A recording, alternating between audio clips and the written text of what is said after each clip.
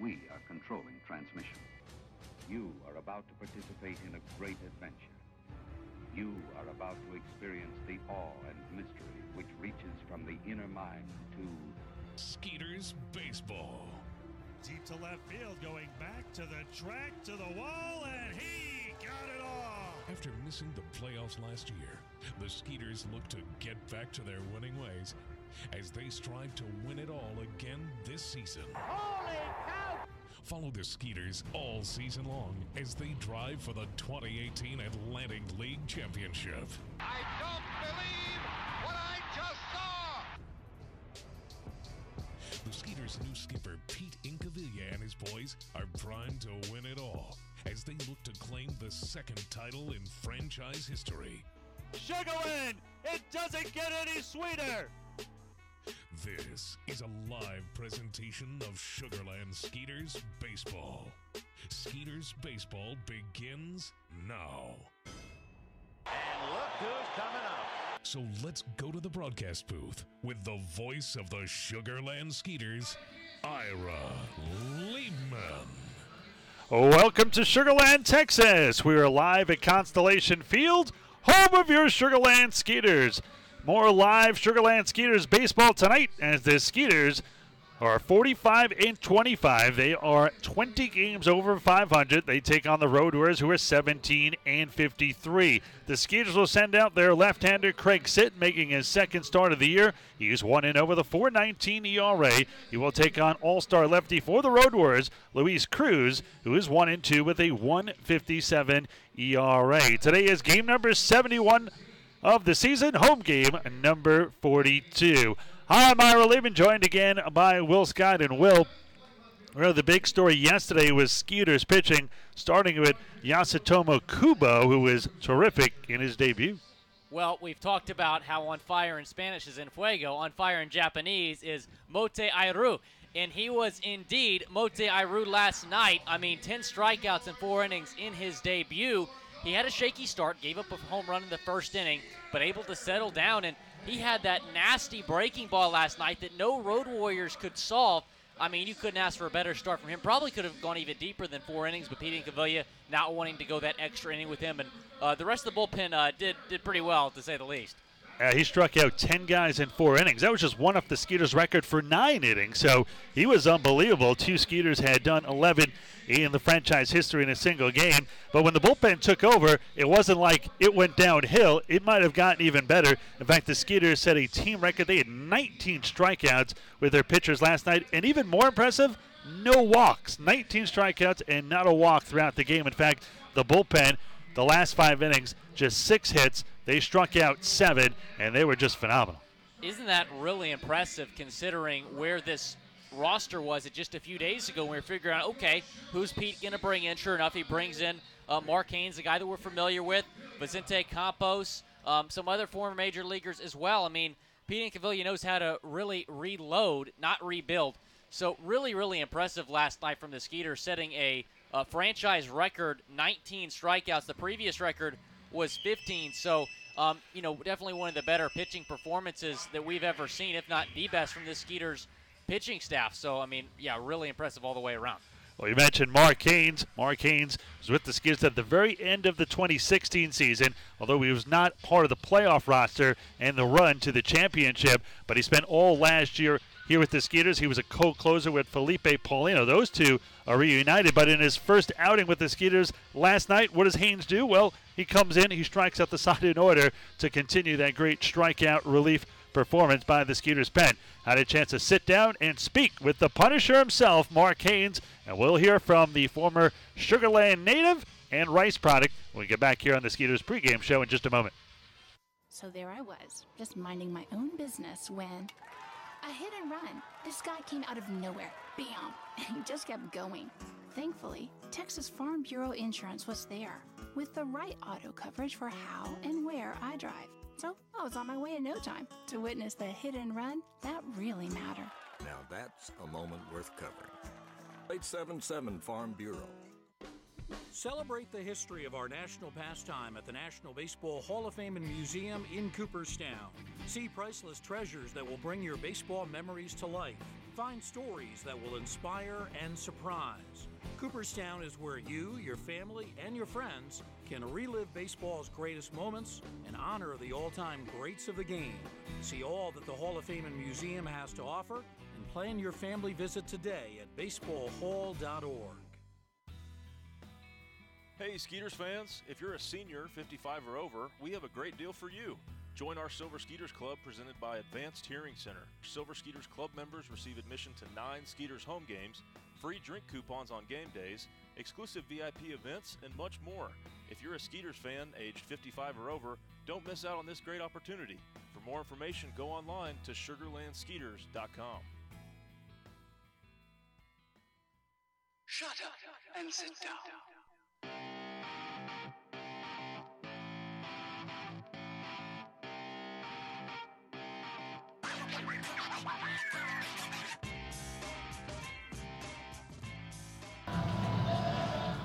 Welcome back to the Skeeters pregame show. Ira Liebman here with Skeeters right-handed reliever Mark Haynes. Mark, first appearance last night for the Skeeters. You struck out the side in order.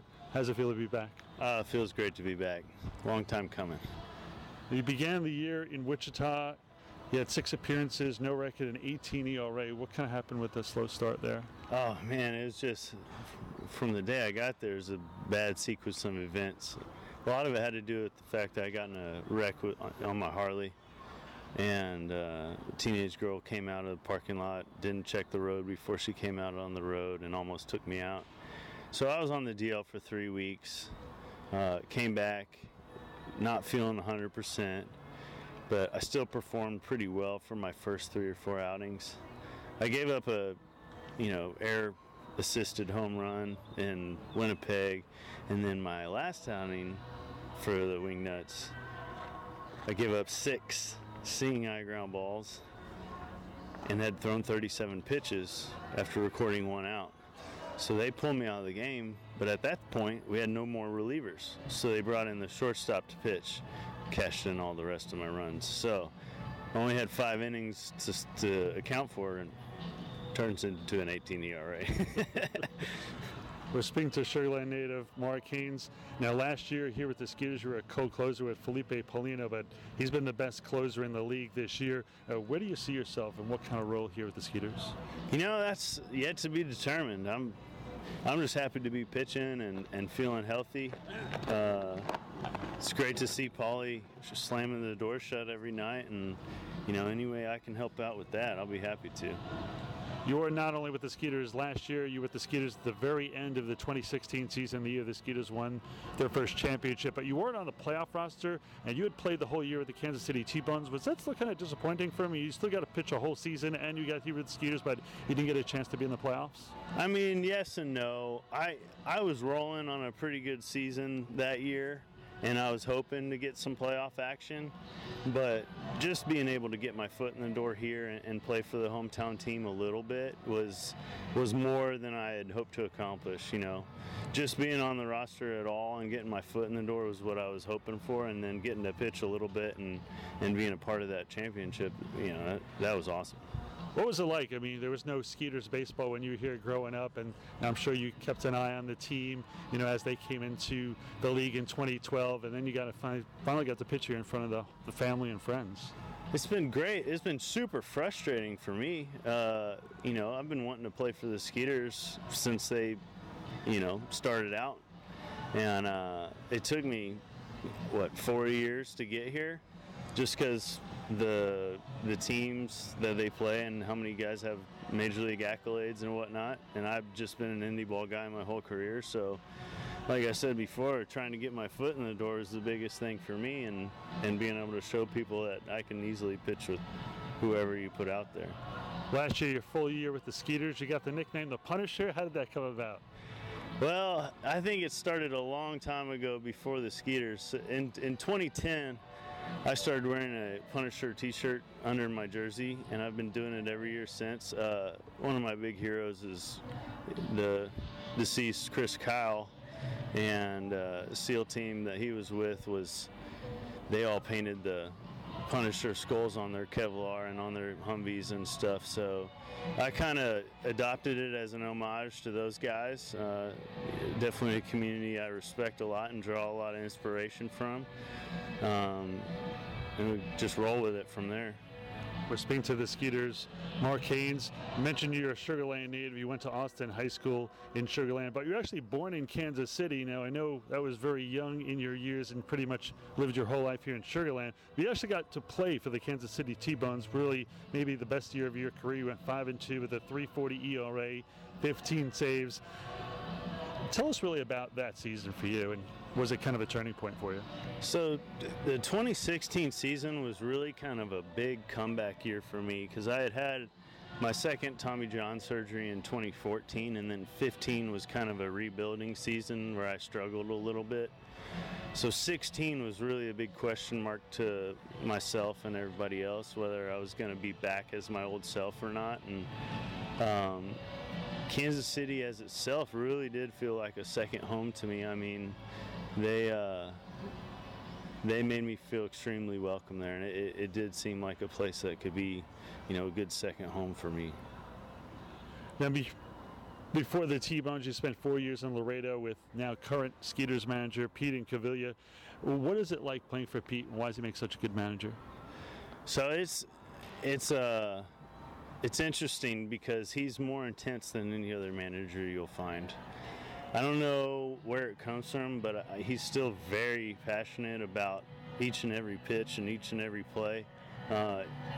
He's not as removed from the game as you see a lot of guys, So he's gonna fight the umpires. He's gonna fight the other team. I mean, he's always in it, and that's a refreshing thing to see from a manager. Not that any other type of manager is necessarily wrong, but a lot of guys like Pete as a player's manager. We're speaking to the Punisher, Mark Haynes. We mentioned you grew up in Sugar Land. You went to high school here. You also went to college here. You played for Rice as a member of the Owls and played with guys like Ricky Haig, former Skeeter, and big leaguers like Anthony Rendon of the Nationals, Brock Holt of the Red Sox. Talk about that team and some of the guys you played with there. Well, it's really weird because, I'm here playing indie ball for 8 years, but I'm better than all those guys. No, it was awesome. I mean, that's how you build your own talent is be around guys like that are naturally gifted and also work hard to get to the best, peak of their performance. And that was just a couple names. I mean, Brock Holt was an infielder for me. There's a handful of guys that have spent time in the major leagues. Josh Rodriguez. I mean, there's a ton of them out of that school that I played with because I was there for 5 years, and it just helps you individually, if you're paying attention, to be a better player, be surrounded by those guys. When you were playing with those guys at that time, did you think, hey, these guys are big leaguers, or you thinking, they're good players, I'm a good player, we're just all playing well, we're all college players? I never really thought about it, I think. I think I was hyper-focused on what I could do to get better and be a good teammate, but, trying to project, where some of those guys might end up or how good they might be, I never really thought about it. We're speaking to the Skeeters, Mark Haynes. Your freshman year, the Owls go to the College World Series. What was that whole experience like in your first year of college? I don't know. I was at home. They didn't take me. In fact, we went a couple times when I was in school, and Coach Graham never took me. One year, we lost to Fresno State because he decided to take a lefty instead of me. The lefty gave up a walk-off home run to kick us out of the World Series. And at the time, I had more innings pitched and better ERA than that kid, but it is what it is. I mean, playing at that school was a big highlight in my long career from playing ball since I was 4 years old until now, and I'd never take back any of the experiences I had there. What was it like playing for Wayne Graham?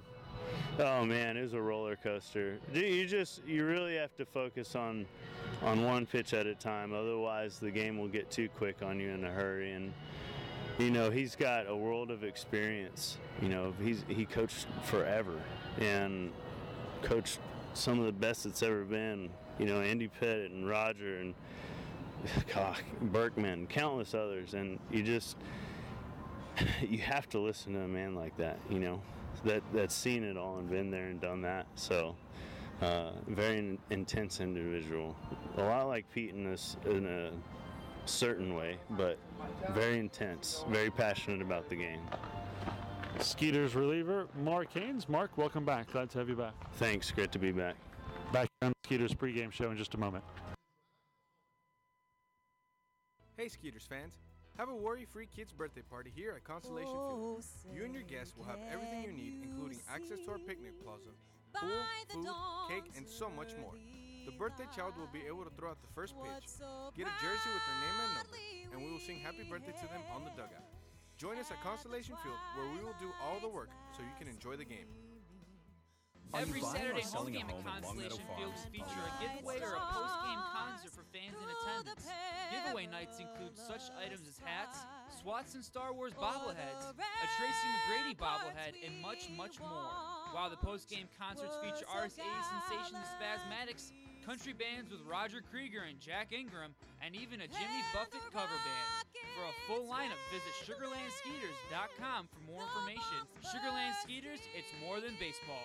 Where can you go to beat the heat and enjoy some wonderful shade trees on the finest deck at Fort Bend? The answer is Dry Creek Social Club. They offer a large selection of craft beers, fine wines, and handmade cocktails. Relax and enjoy yourself indoors or outdoors.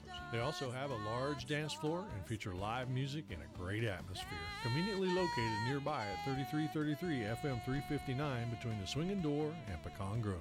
Come on over, 832-471-6668 for more information.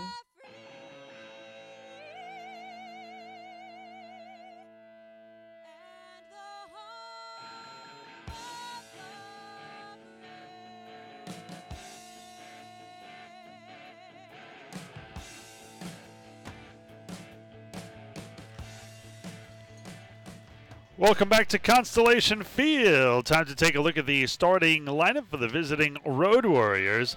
Anthony Ray will be in center. He'll be in the top spot. Batting second is Melvin Rodriguez. He will bat second and play second. In right field, it's the switch hitting Jorge Fernandez in the 3-hole. The cleanup hitter is Jose Julio Ruiz. He'll be at first. Geraldo Valentin is the DH batting fifth. Isaac Wenrick is batting sixth. He'll do the catching. Batting seventh, Gustavo Pierre, the All-Star shortstop. At third, it's Edwin Gomez, the switch hitter, will bat eighth. And batting ninth, Matt Hibbard in left. In left field for the Skeeters will be Courtney Hawkins, Barrett Barnes, Manning center, Slade Heathcott back in right field. Albert Cordero will be at third. Venezuelan native Javier Betancourt will be at shortstop. Anthony Jansanti, the second baseman. Matt Chavez at first base. All-Star Derek Norris behind the plate, MLB All-Star that is, in 2014. And Oregon native Craig Sitton on the mound. Sitton, 1-0 with a 4.19 ERA. This will be his 30th appearance, just his second start, though. 34 and a third. He has struck out 29. He has walked just 7, however, and he has 37 hits allowed during that span. The 30-year-old is 6'5", just celebrated a birthday a few days ago on July 13th. 190 pounds, a McMinnville, Oregon native. He was selected twice. First time in 2009 by the Red Sox in the 17th round. And of course, that was out of high school. And then he was selected by the Rockies in the 7th in 2010 out of Oregon State. Sitt made his first start on Long Island. Allowed just 2 runs and 2 hits over 4 innings. Took a no decision in a 7-5 loss. It was the first start since August 30th of 2017 at AAA Sacramento. Well, Sitton owns a even 3 ERA in 16 appearances, 18 innings, at Constellation Field compared to a 5.51 ERA in 13 appearances, 16 and a third on the road. Well, in steps the left-handed hitting center fielder Anthony Ray. Ray 165, no home runs, and 9 RBIs. 0 for 4 yesterday. Lefty-lefty matchup for Sitton to start. And the first pitch of the ballgame is a strike on the outside corner. 0-1, and we're underway. Game 5 of a 7-game homestand. Also, Game 5 of a 7-game series, all against these Road Warriors. The Skeeters have won the first 4 and are on a 4-game winning streak. Scoring to bunt here is Ray. He will bunt it where? Nobody knows where it is, not even the umpire or Norris. It was actually in the left side of the batter's box, so a foul ball. No balls and 2 strikes to count. The ball kind of camouflaged itself inside of that batter's box. Norris or the umpire couldn't find it. Norris pointing it out eventually. Norris kind of wiping his face. I don't know if that was just sweat or maybe the ball came up and bit him, as they say. Anthony Ray, I don't know what he's arguing here. I think he feels like that ball was fair, but it obviously was not. It was right inside the batter's box. Oh, no balls and 2 strikes to count here on Ray. Ray really struggling right now, Will. 0 for 23 slump for Ray. Just 165 on the season. Getting a hit any way he can right now would be beneficial. But he can catch the ball. We saw that last night. Willie Mays-esque catch in center over his left shoulder. That was far to his left. They set up outside, and this one is low and away. 1 ball and 2 strikes to count. That catch gaining some traction on Twitter, 4,000 views, and Anthony Ray and I were messaging back and forth today about how we're going to send that one into the Sports Center, but it's in the works. I wouldn't be surprised to see it on ESPN tonight. It's definitely worthy of that. What do you think the statute of limitations are after a couple of days? If they don't pick it up, that's that? I would say 2 days. The 1-2. Swan and missed strike 3. First K of the day, 1 away, and now Ray is 0 for his last 24. Well, that'll bring in Melvin Rodriguez, second straight lefty here against the Southpaw Sitton. Rodriguez 231, 4 home runs and 15 RBIs. Sitton 30-24 lifetime, a 3.36 ERA. Sitton was selected as a Texas midseason All-Star in 2004 with Double-A Tulsa. Went 4-8 there that year with a 3.68 ERA and 48 relief appearances. Swan is a little bit low. 1 ball and no strikes to count here to Melvin Rodriguez. Rodriguez, pretty straight up stance from the left side of the batter's box. Shadows already past the mound here at 7:09. This one is chopped foul. That one into the road to his dugout. 1 ball, 1 strike, 1 out, just underway here, top of the first. Ira Liebman along with Will Scott. No score.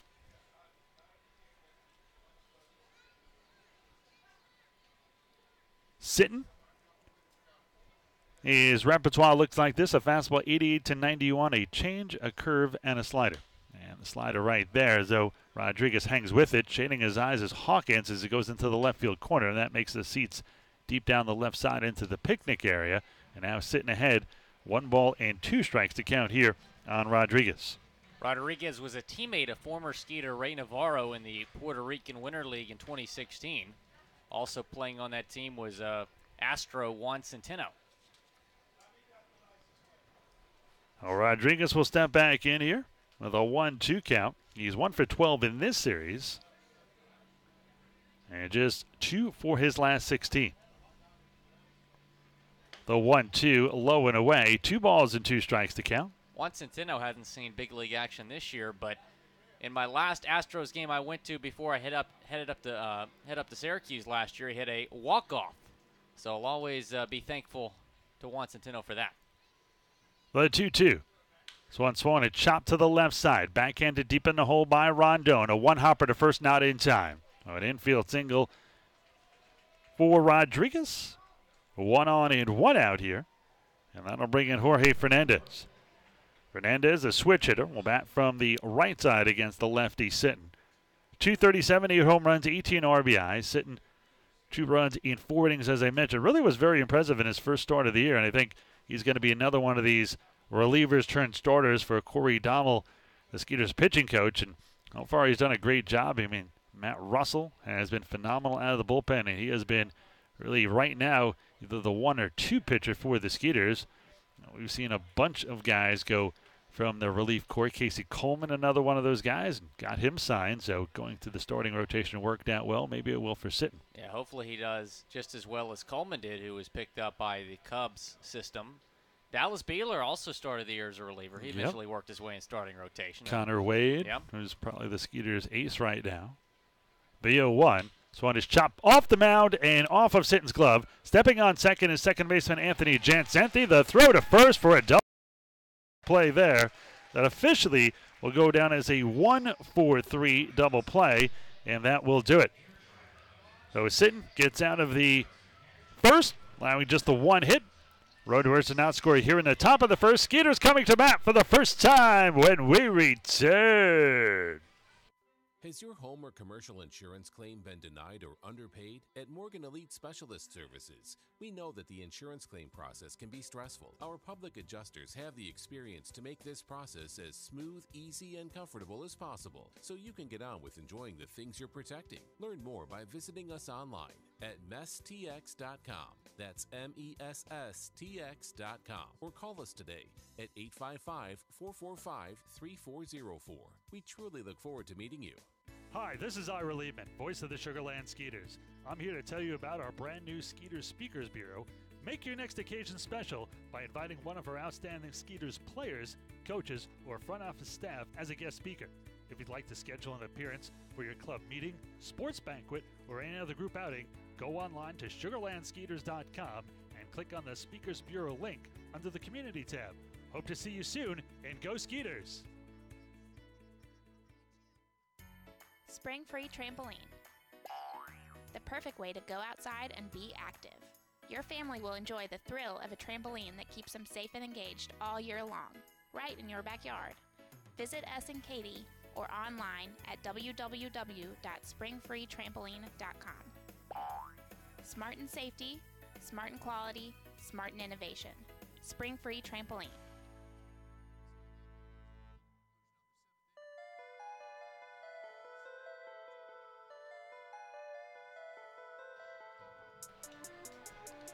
Time to take a look at the starting lineup for your Sugarland Skeeters. Leading off, Barrett Barnes. He'll be in center. Batting second and first is Matt Chavez. Doing the catching, Derek Norris. He'll be in the 3-hole. The cleanup hitter is left fielder Courtney Hawkins. Second baseman Anthony Jansanti bats fifth. Albert Cordero batting sixth. He'll be at third. Slade Heathcott in right bats seventh. Batting eighth, Dennis Phipps, the DH, and the shortstop, Javier Betancourt, will bat ninth. Matt Hibbert is in left field. Mr. Willie Mays himself, Anthony Ray in center. Jorge Fernandez, the right fielder. Edwin Gomez will man third base. All-star Gustavo Pierre at short. Melvin Rodriguez at second. Jose Julio Ruiz at first. Catching is Isaac Winrick, and pitching his first start of the season, Luis Cruz. Cruz, an all-star himself, 1-2 with a 1.57 ERA. First pitch is just off the outside corner to Barnes. Barnes has a 20-game streak of reaching base safely, so we'll try to extend it to 21 here in the in the bottom half of the first inning. The 1-0 is a strike on the outside corner. Cruz, 27 appearances this year, 40 innings. He has struck out 47 while walking just 12 and allowing just 32 hits, so I think he's a good candidate to be in this starting role for the first time. This one swung and missed. 1 ball and 2 strikes here on Barnes. Well, it's interesting, Ira, because we saw Villa throw yesterday, and he's been a starter the whole year, so he comes in out of relief, and then Cruz making his first start of the season today instead of Villa. We'll see how long Cruz can go tonight in his first start. This one on the outside corner, strike 3. Barnes knew it. We will not extend his reaching base safely streak in his first at-bat. 1 out, none on for Matt Chavez. Chavez comes in at .322, 5 home runs, 41 RBIs. A little bit more about Cruz, a 27-year-old right-hander, 5'9", 205. Oh, he's a pretty solid 5'9". From San Juan, Puerto Rico, selected by the Astros in the 9th round in 2008, and of Academia Santa Monica in San Juan, Puerto Rico. Cruz leads the Atlantic League with 47 strikeouts entering his first start on Tuesday, and his 1.58 ERA is the lowest by any pitcher in the league with at least 40 innings pitched. Mentioned he was an all-star through a scoreless inning of relief, striking out 1, walking 1 for the Liberty Division squad. The 1-0. This one swung and missed. 1 ball and 1 strike with 1 out. No score here in the bottom of the first. Cruz allowed a season-high 3 runs on a season-high 4 hits in June 17. That was a loss to the Skeeters, with all 3 runs coming on a 3-run homer by Albert Cordero. This one swung and foul-tipped into the mitt of Isaac Wenrick, 1-2 the count. Against the Skeeters this year, 0-1 with a 7.71 ERA in 3 relief appearances, spanning 4 2/3 innings, 6 strikeouts, 2 walks, and 7 hits. Cruz has spent 8 seasons at the affiliated level with the Astros from 2008 to 2015, peaking at AAA. Swanee is fouled off to the right side. Count remains 1-2 here on Chavez. 8 seasons in the minors, he has compiled a 49-42 record, a 4.40 ERA. Also has 3 saves. Made his Indy debut in 2017 with the Joliet Slammers in the Frontier League. Went 5-5 with a 3.23 ERA, and he did make 12 starts, so he has been a starter before. Now Chavez calls for time as Cruz was taking a little bit too long for his liking. Going with that all-star theme, it's Major League Baseball All-Star Game tonight.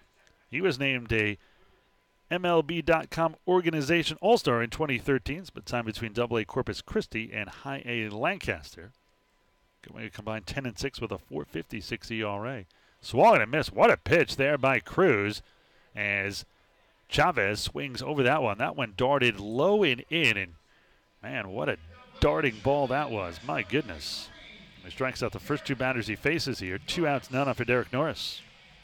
Got Barnes looking, got Chavez swinging. Like you said, really, really solid pitch right there from Cruz to get Chavez. Norris comes in at 253, 5 home runs, 29 RBIs for the Skeeters backstop. Norris last 18 games hitting an impressive .319, going 22 for 69. Also has a home run and 8 RBIs and 8 walks with 8 runs scored during that span. First pitch a strike, no balls and 1 strike to count here. The 0-1 swung and a missed, and so far Cruz very impressive out of the gates.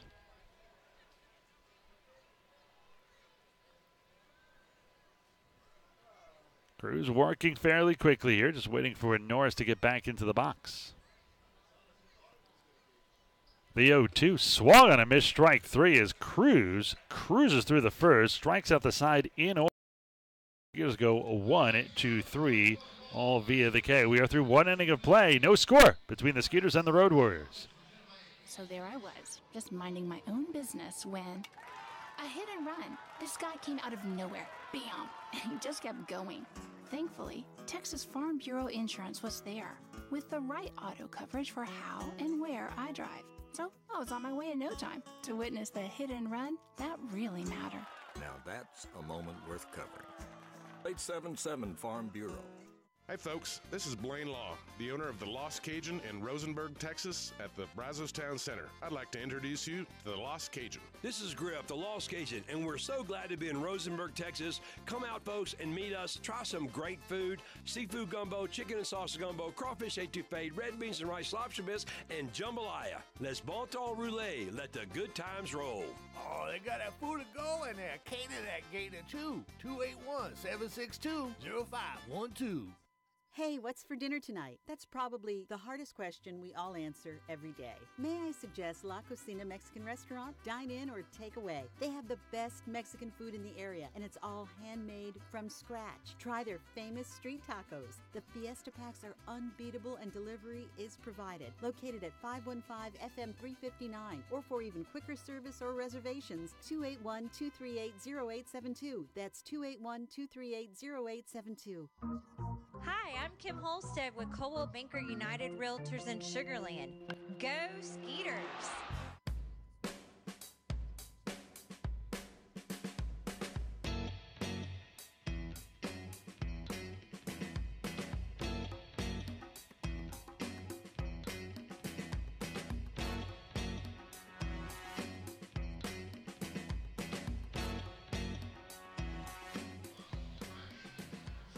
Top of the second, no score. Craig Sitton had an unconventional 1-2-3 inning with a strikeout, infield single, and then a double play to get out of it. But his counterpart, Luis Cruz, a little bit better, struck out this side. So Sitton, much like his counterpart, will face 4, 5, and 6 here in the second. Jose Julio Ruiz, Geraldo Valentin, and catcher Isaac Wendrick. Sitton, very interesting story. His cousin, Charlie Sitton, was in the NBA for a very short time with the Dallas Mavericks. He spent the 84-85 season with Dallas and played 43 games with the Mavs and averaged just 2.1 points per game as a small forward, but he's even bigger than Sitton. Sitton's 6'5". Charlie is 6'8".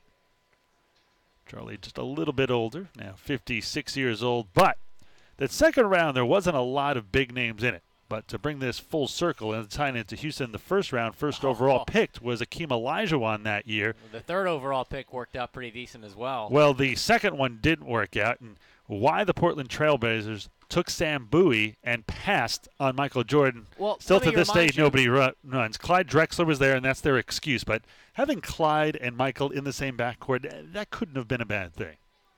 Bowie was an okay player for a little while, but for a bust for the most part. Then fifth that year was Charles Barkley, and a lot of Rocket fans remember Kevin Willis as well. He was the 11th pick overall that season. Then Hall of Famer John Stockton, 16th. So pretty good first round. Really that second round, probably nobody that anybody would really recognize off the top of their head. Maybe Jerome Kersey, who had a decent career with Portland. He played for a long time with Clyde Drexler. So Portland passed on MJ and took Greg Odom over Kevin Durant. My goodness. Must be rough to be a Portland fan. Yep. And that year, I mean, whoever had the top two picks had the two best. Having the third pick that year, which I believe was the Hawks, they were just out of luck. This one is a ground ball to second. Jan Santi has it. He'll throw it to first. 4-3 in the put-up. And there is one away.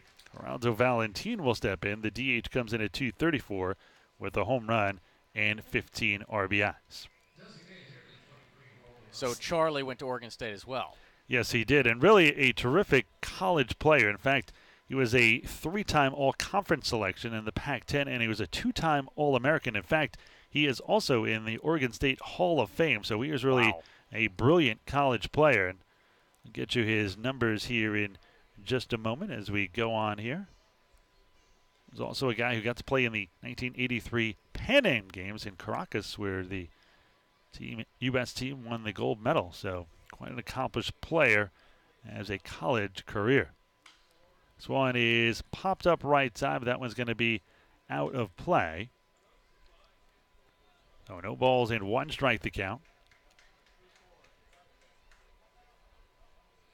No score here in the top half of the second inning. Skeeters trying to take 5 straight here against the Road Warriors. This one is chopped left side of the mound. Sitton's going to have to hurry. Fires it to first in time. Nice play by the Skeeter southpaw.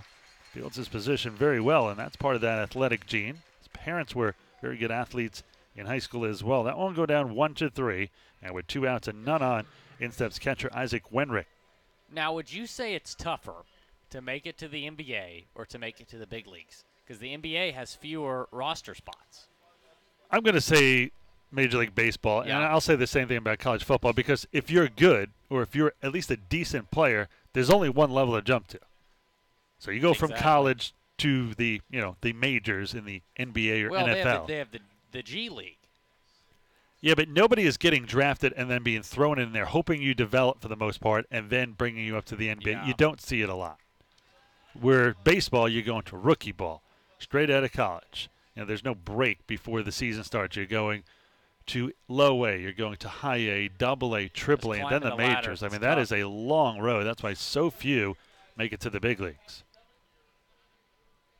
The 0-1 here from Sitton. This one is a strike on the outside corner. You've seen some number 1 overall picks the last couple of years, like Mark Capel.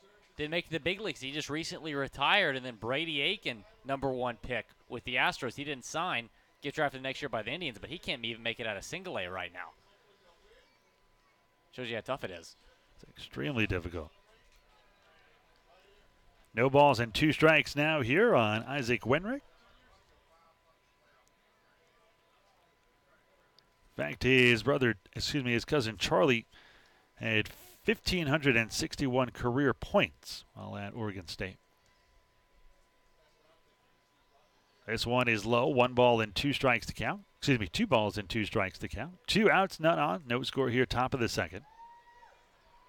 Now, if Sitton gets out of this inning, this is really interesting. The Skeeters did not walk anybody yesterday. I mentioned 19 strikeouts, no walks. They did not walk anybody the day before. This will be 21 consecutive innings without a walk by a Skeeters pitcher. The 2-2 swung on and fouled at the plate, and that one got a piece of Norris and He is down on all fours. Wow. I think that hit him right in the gut.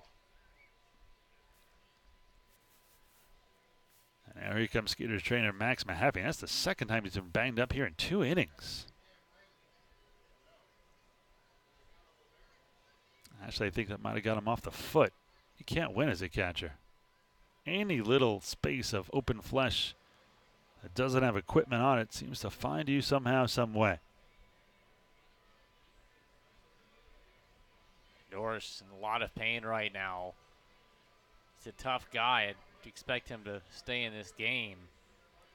Cordero is right there, maybe prepared to put his gear on. The team releasing Josh Whistler, the kind of the emergency catcher last week, so he's not available. And Norris still slow to get up here. And both Pete Incaviglia and Max Mahaffey going to help him up. This does not look good. It would likely be Rondon coming in the game, moving to shortstop, Betancourt moving to third base, Cordero going to catcher if Norris is not able to stay in this game. I think he's going to try to stay in this game at all costs, but get a nice round of applause by the Skeeter fans. Yep.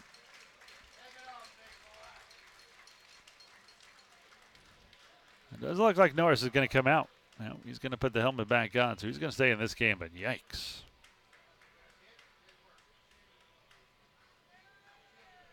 Well, you'd expect nothing less from Norris. Going to tough it out, stay in this game.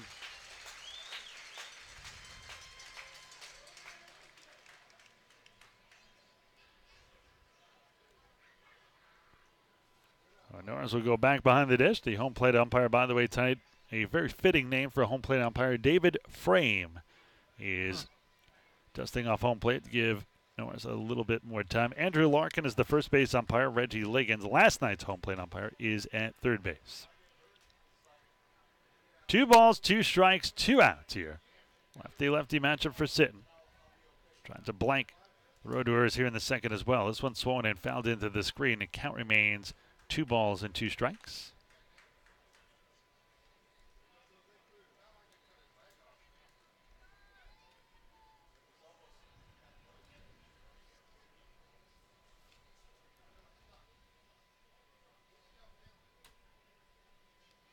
Two balls and 2 strikes again here on Sitton. There's one is swung and tapped to the right side of the mound past Sitton. Right to Jan Sante, the throw to first just in time to get the speedy Wenrick, and that will do it. 3 up, 3 down of the regular variety. This time, 21 innings. A walk for Skeeters pitching. Middle of the second inning, still scoreless between the Skeeters and the Road Warriors.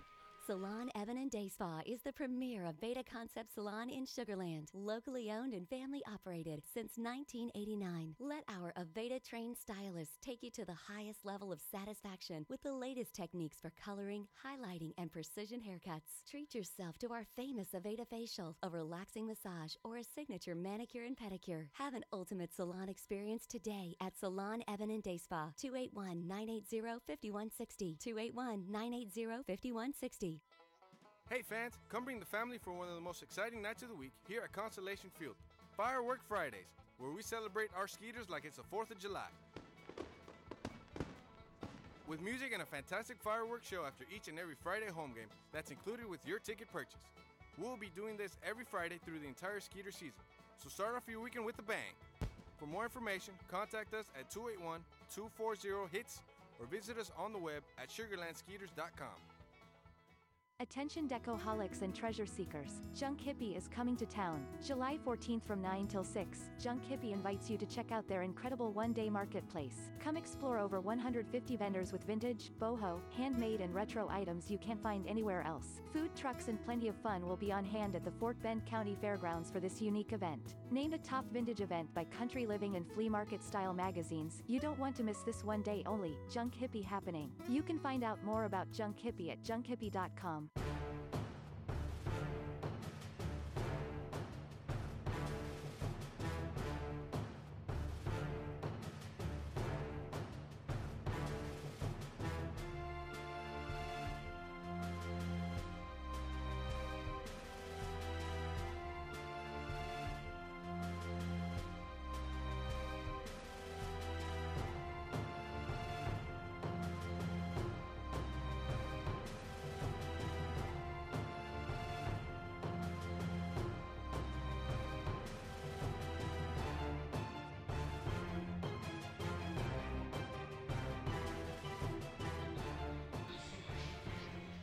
Bottom of the second inning in a scoreless game.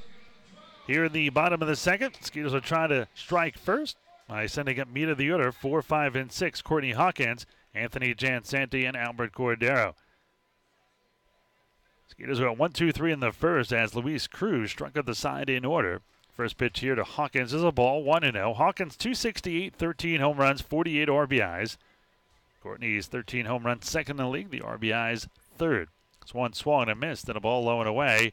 1 ball and 1 strike to Courtney. Hawkins, a 2018 Atlantic League All-Star. Last 22 games, he has been destroying the ball. 29 for 79, a 367 average during that span. This one is fouled off to the right side. 1 ball and 2 strikes here on Hawkins as Cruz continues to get ahead of Skeeters hitters. Hawkins 4 home runs, 12 RBIs as well during that 22-game span. The 1-2. Swung, a missed strike 3, foul tipped into the mitt of the catcher, Wenrick, and he has struck out the first 4 batters he has faced. Well, it's still early, but he definitely looks like he can be a solid starting pitcher just based on this start. Just wonder what his pitch count will be here tonight in his first start. Well, to a great start, though. Anthony Jansanti will step in. Anthony over the 300 mark at 303. 10 home runs and 33 RBIs for Anthony. Jansanti lists 16 games, might be the hottest hitter in the league. He's hitting .475, 28, .459. He has scored 16 runs, hit 4 home runs, and has driven in 13. This one is fouled back, and that one right in front of us, top of the screen. No balls and 1 strike to count. Anthony last night got on base 3 more times and was robbed. He was the one robbed by Anthony, the great catch in center. Otherwise, he would have been on base all 4 times. He was 2 for 3 with 2 singles, a stolen base, a walk, and a run scored. 1 ball, 1 strike, 1 out, no score here, bottom of the second. The 1-1 fouled off to the right side, and again, Cruz ahead, 1-2.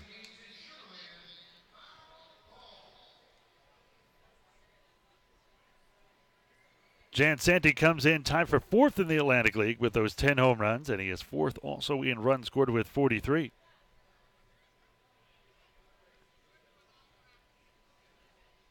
The 1-2 here by the left-hander. This one low. Jansanti lays off 2 balls and 2 strikes. Yeah, based on what he's been pitching so far in this one, Jansanti knew to lay off of that one all the way. Might be laying off here as well. Cruz gets the side from Wenrick. Wenrick will set up away, and this one is swung a hit, and finally the Skeeters get a ball in to play, and the throw to first is way off. Jansanti will stop. That was a tough play. I think Gomez may have lost it in the sun, kind of shielded his eyes, even though the shade is over there, and he threw it not even close. It was way in front of first base. I mean, it was probably a good 5 feet before the base. That should be an E5. Yeah, it would have been close. Jansanti's speed may have allowed him to get there in time. Interesting to see how this is ruled. You have to square that one in E5, even if the sun did get in his eyes. Wow, are they going to square that one a hit? Looks like it. Wow, very surprising. So Anthony down at first. He's got great speed. He is second on this team in steals with 15. He's been caught just twice, so 15 for 17. So an infield single for Anthony. Skeeters have been on a roll in the stolen base department. Skeeters have stolen a base in 9 straight games, 14 steals during that 9-game stretch. Skeeters has a team 3rd in the Atlantic League with 63 steals and a great blend of speed and power. 61 home runs to go along with that.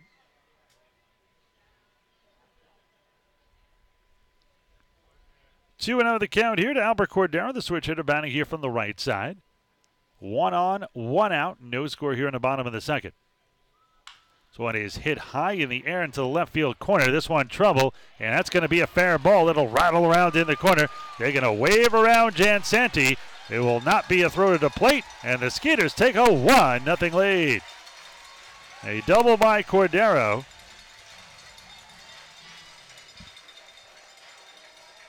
Cordero stays hot. Last 5 games, he's been hitting .333. And so after striking out the first 4 hitters, Cruz has allowed back-to-back hits as Skeeters jump out on top. For Cordero, that is RBI number 37 on the season.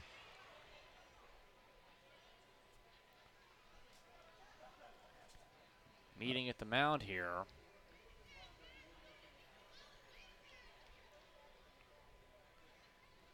Just discussing signs with the runner at second.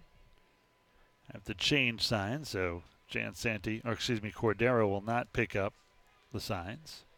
Or Heathcott, rather. Cordero at second. Skeeters with a 1-0 lead here in the bottom of the second. First time in 3 games they have gained the lead despite coming back. Cruz looks at second. Cordero with a huge lead, not being held on here. Now time called. Catcher Wenrick now stops in front of home plate. Scoring first, Skeeters are 34-11 this season. They failed to do that the past 3 games, but won all 3. First pitch here is swung in past the mound, up the middle. That'll get through for a base hit. Let's see if they hold Cordero. They do. Now runners on the corner, still only 1 away. Yeah, that was a nice effort from Melvin Rodriguez to keep that from going further. Thought Cordero may try for home, but probably a wise call by Juice to put on the brakes there. Now Dennis Phipps will have an RBI opportunity here.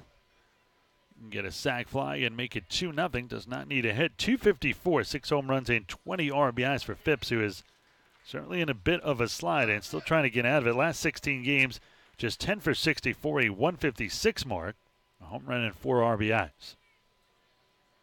First pitch to Phipps, big swing and a miss. No balls and 1 strike to count. Skeeters leading 1-0 here with a run in here in the bottom of the second, threatening for more with 2 on. Runners on the corners with only 1 down. They set up outside, and this one swung and missed as well. And Skeeters hitters having trouble picking up that fastball. Phipps down, no balls and 2 strikes.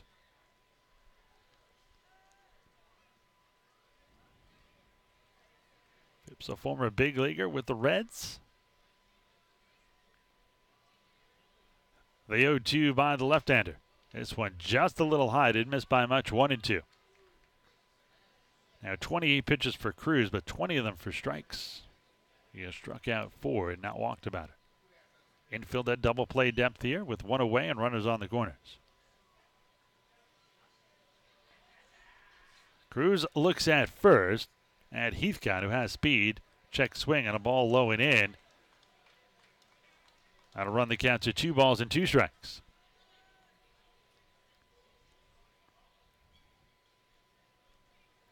We saw Cruz working fast in the first inning. He's taking his time here trying to settle down after surrendering the first run. 1 run on 3 hits for the Skeeters. No runs on 1 hit for the Road Warriors. And now Cruz seems to be out of sync here. It is hot out there. Currently 93 degrees, 53% humidity, and a 10-mile-an-hour south wind. Big break here. Misses off the outside corner. The curveball just a little off. That'll run the count full 3-2. So now we'll probably see Heathcott run it first with 3 balls and 2 strikes and 1 out. Stand of the double play and score a run if Phipps can send the ground ball somewhere. There goes Heathcott. Swung on, popped up. Heathcott's going to have to get back. Third baseman Edwin Gomez just off the third base bag brings it down. So not a beneficial out for the Skeeters. 2 on and 2 out with 1 in. Skeeters leading 1-0 here in the second. That'll bring in Javier Betancourt.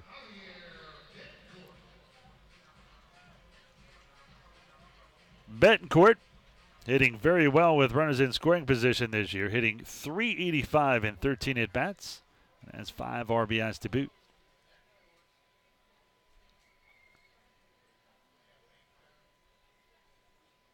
Rick taking his time to get back behind the dish. 31 pitches now for Cruz, 21 for strikes. That's going to be tough for the Rotorers here tonight, Will. The bullpen has not been their backbone, and they're certainly going to be in it early tonight. I mean, even if Cruz should somehow squeak out 5 innings, you're still going to be into that bullpen early and probably be into it by the 5th. You got to think Cruz will probably go 4 innings max in his first start. Starting pitching hasn't been bad for the Rotorers. The bullpen's been the concern this series. Yep, this one a slow grounder towards short. Charging it is Pierre. He'll fire it on the run in plenty of time. And Skeeters strike first to get the first run of the game. They get 1 run on 3 hits, no errors, and 2 men left on base. We are through 2, and it's now the Skeeters in front, 1-0. Where can you go to beat the heat and enjoy some wonderful shade trees on the finest deck in Fort Bend? The answer is Dry Creek Social Club. They offer a large selection of craft beers, fine wines, and handmade cocktails. Relax and enjoy yourself indoors or outdoors. They also have a large dance floor and feature live music and a great atmosphere. Conveniently located nearby at 3333 FM 359 between the Swinging Door and Pecan Grove. Come on over, 832-471-6668 for more information. Sweet 96 is a brand new radio station designed just to serve Sugarland and Fort Bend County. But we can't build the best without your help. Spread the word about our good work and we'll do the same. Like us on Facebook at Sweet 96 FM or drop us an email at our website, sweet96.com. Together, we will build a better city and Fort Bend County. If it's important to you, it's important to us at the all-new Sweet 96. Are you buying or selling a home in Longmeadow Farms, Aliana, Waterside Estates, Pecan Grove, New Territory, Greatwood, or Harvest Green? Depend on Kim Halstead and Coldwell Banker United Realtors at 281-777-1907. A multi-million-dollar producer and Fort Bend County real estate expert, Kim is uniquely qualified with a proven track record of success and almost 20 years of satisfied customers. Kim Halstead and Coldwell Banker United Realtors, 281-777-1907.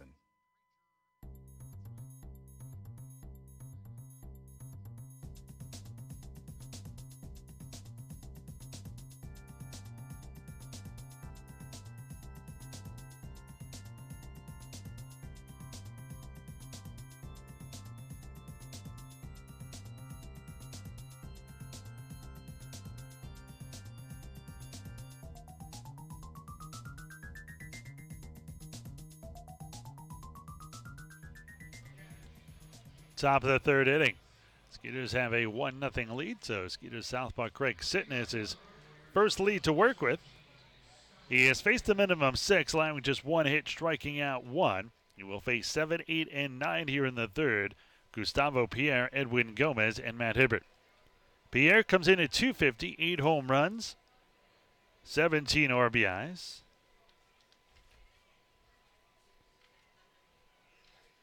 First pitch here to the right-handed hitter is fouled off to the right side. No balls and 1 strike here on Pierre.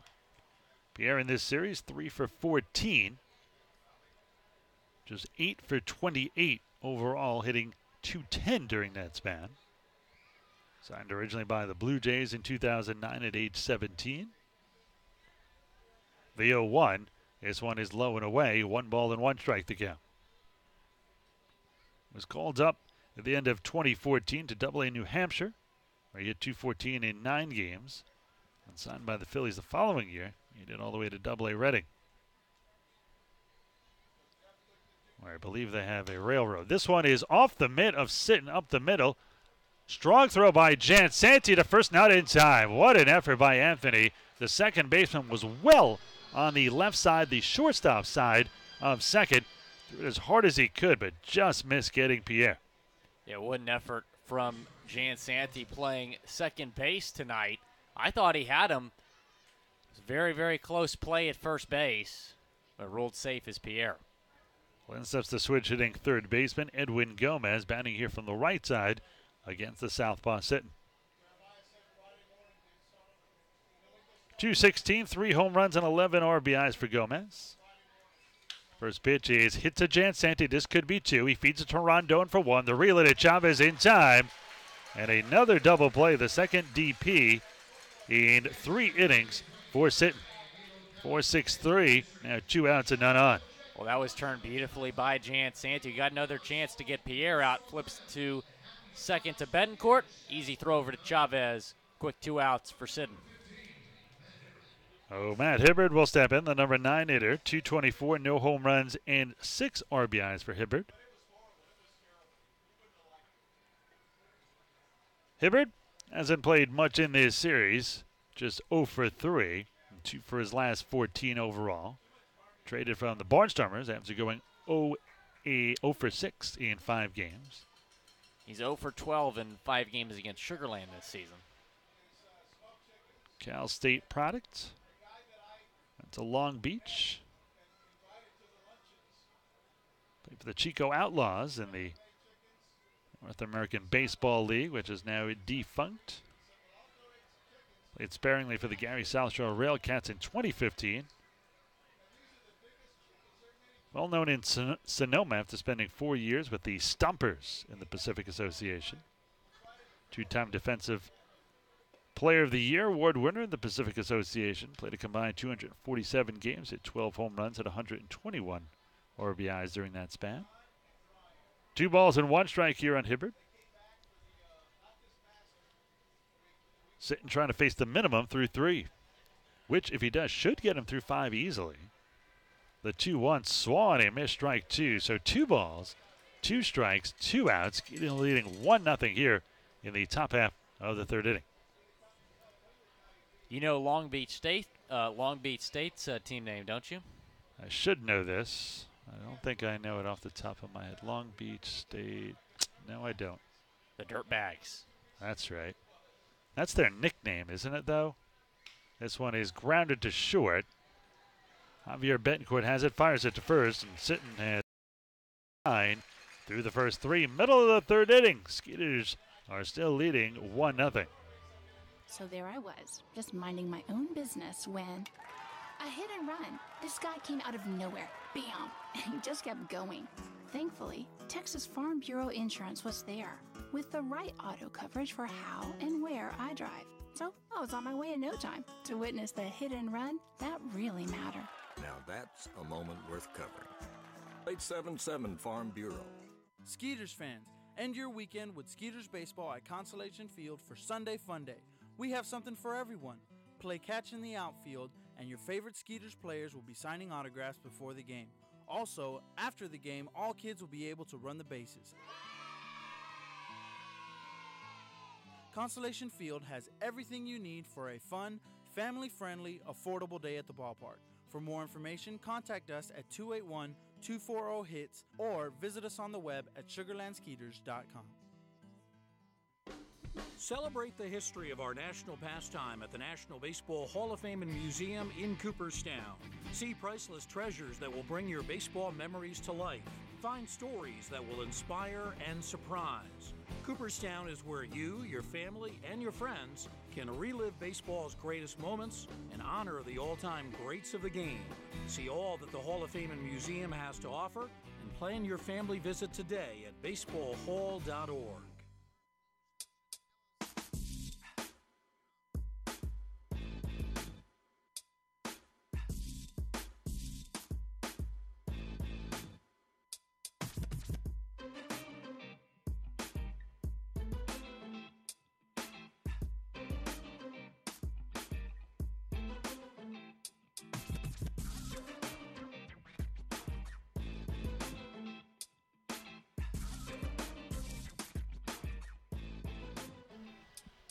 Bottom of the 3rd inning. Skeeters are trying to add to their 1-0 lead by sending up the top of the order.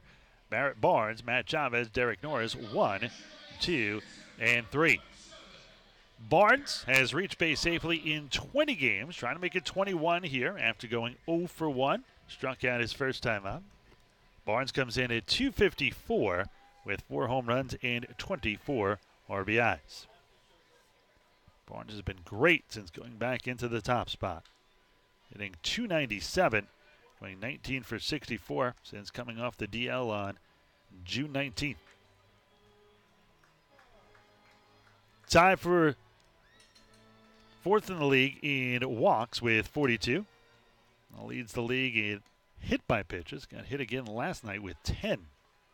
You get double digits in hits or hit by pitches, you're in for some trouble. Big trouble. Fourth in the Atlantic League as well with 44 runs scored. The 1-1. Check swing. Misses inside. They appeal it. He did not go. Well, it's crazy because he leads the Atlantic League in hit by pitches, and he missed 3 weeks of the season. Still at double digits with 10. Trying to catch up, maybe. The 2-1. This one a check swing off the outside corner. They appeal again, and oh, wow, this time they call it a strike, 2-2. That was pretty well checked. What it looked like to me as well. Barnes on-base percentage of .409. Which leads his team. The 2-2 swung and a miss, strike 3. That is the 5th strikeout already for Cruz. He has gotten Barnes twice now. So 1 out, none on for Matt Chavez. Chavez struck out his first time as well, as Cruz struck out the side in order in the first. Matt, 322, 5 home runs, and 41 RBIs. A 322 average, good for 4th in the league, and he is also amongst the top 10 in on-base percentage at 379, good for 10th. Tied for 6th in the league with those 41 RBIs, and 2nd in the league in doubles with 17. They set up inside. This one way inside. Chavez has to back off that one. 1 ball and no strikes to count here to Matt. Skeeters leading 1-0 here in the bottom half of the 3rd inning. Cruz still working quickly out there. Next pitch by Cruz will be pitch number 40. So far 26 for strikes, 13 for balls. This one swung and missed at a ball low and away, 1-1. It almost looks like a splitter, but it has so much more movement on it. I think it's a little too slow to be a splitter. 1 ball, 1 strike, 1 out. Skeeters leading 1-0. They set up outside, and a fastball misses high and away. 2 balls and a strike here on Chavez. Matt can never have those gloves quite tight enough. I think even if they were cutting his circulation off, they'd still be too loose. Always has to check them after every pitch. They're okay, Matt. The 2-1 here by the left-hander. Swung and chopped foul. That one will roll just in front of the Road Warriors dugout and then back out on the left side. 2 balls and 2 strikes to count. 1 out, none on. Skeeters leading 1-0 here in the bottom of the 3rd. Chavez last year for the Wichita Wingnuts hit .330, 17 home runs, 84 RBIs. And he has hit right around .330 for the last few years. They set it inside, and this one again backs Chavez off the plate. That'll run the count full 3-2. Won the Triple Crown in 2013 in the unknown Freedom Pro Baseball League. Hit a whopping .430 with 18 home runs and 49 RBIs. Just one of his many insane numbers he's put up. The 3-2 is chop foul back into the left of home, right near on-deck hitter Derek Norris. In the Pacific Association 2015, he hit .383 with 31 home runs and 85 RBIs in 66 games. That's just crazy. With the San Rafael Pacifics before signing with the Padres. Pitch number 7 coming here to Chavez. Having a good at bat. Payoff pitch here by the southpaw. Swung and chopped right back to Cruz. He will run towards first. Toss it overhand, and there's out number 2, 1-3 on the putout. It is now 4 straight retired by Cruz, and he will try for his second 1-2-3 inning in the first 3 as Derek Norris strolls to the plate.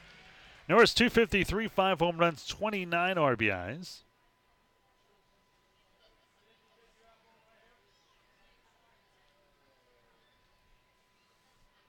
Cruz gets the sign from his catcher, Isaac Wenrick. And they're going to set up low and away. And the first pitch catches the outside corner for a strike, 0-1. 45 pitches now for Cruz. Exactly 2-to-1 strike-to-ball ratio, 30 strikes, 15 balls. Skeeters with a 1-0 lead here in the bottom half of the 3rd.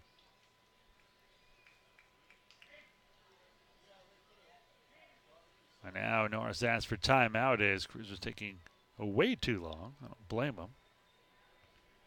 Norris, a former 4th-round pick of the Nationals, who are hosting the All-Star game tonight. That was back in 2007 out of Goddard High School in Kansas.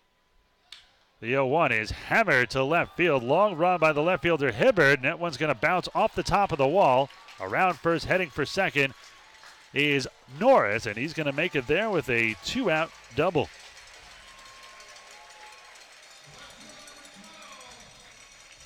Well, he's now 7th in the Atlantic League with 15 doubles.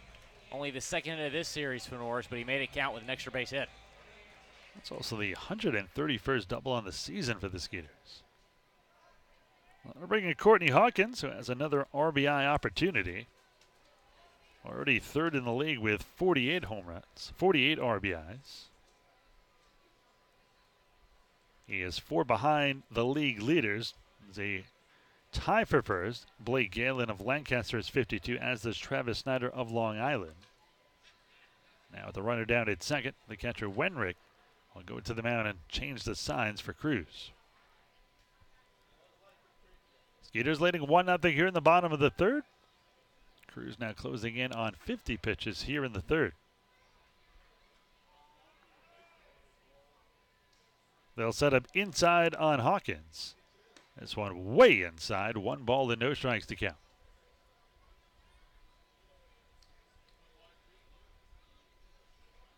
Starting to cool down a bit here. The southpaw from the stretch fires it home, and this one's swung and missed. 1-1. I don't know what that pitch is, but it's got a ton of bite on it. So 1 ball and 1 strike to count. 1 on, 2 down. Skeeters leading 1-0 here in the bottom of the 3rd. And now Cruz needs to fix part of his uniform or hat.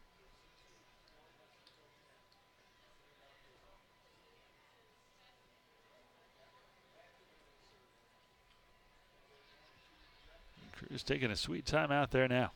Next pitch will be pitch number 50. The 1-1 swung and missed. Ball faded low and away, and now 1-2 on number 1-2, Courtney Hawkins. Hawkins, a former 1st-round pick out of high school.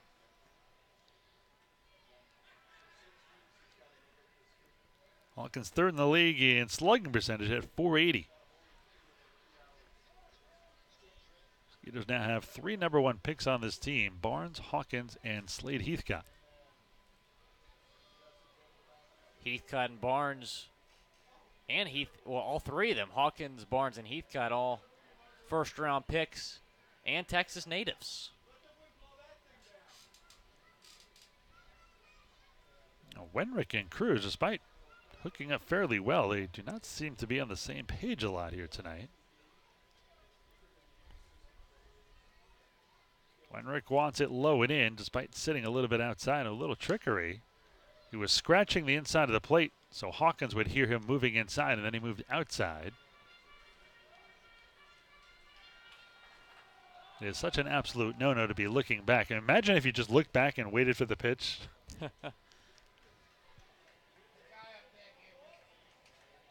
Yeah, don't want that.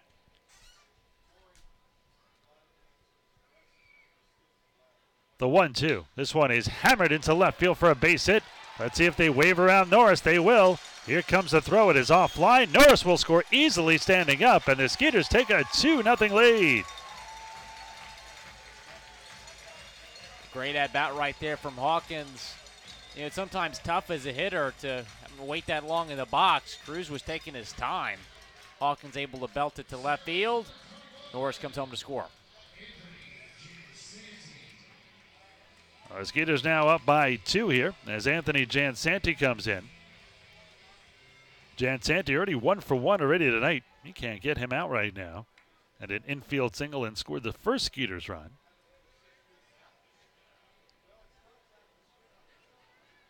Hawkins now 49 ribbies on the season. They set up inside, and this one misses inside. 1 ball and no strikes. The pitch is starting to pile up a little here for Cruz, and you got to think he's probably not going to go more than 60 or 70 pitches, and he's already passed 50 here in the third. The 1-0. This one way inside, as Jan Sandy had a skip rope there, picking up the back leg. 2 balls and no strikes. And this is going to be about that cruising point, no pun intended, where Luis might have trouble. 3rd and 4th inning, first start of the year. Curveball catches the outside corner for a strike. 2-1.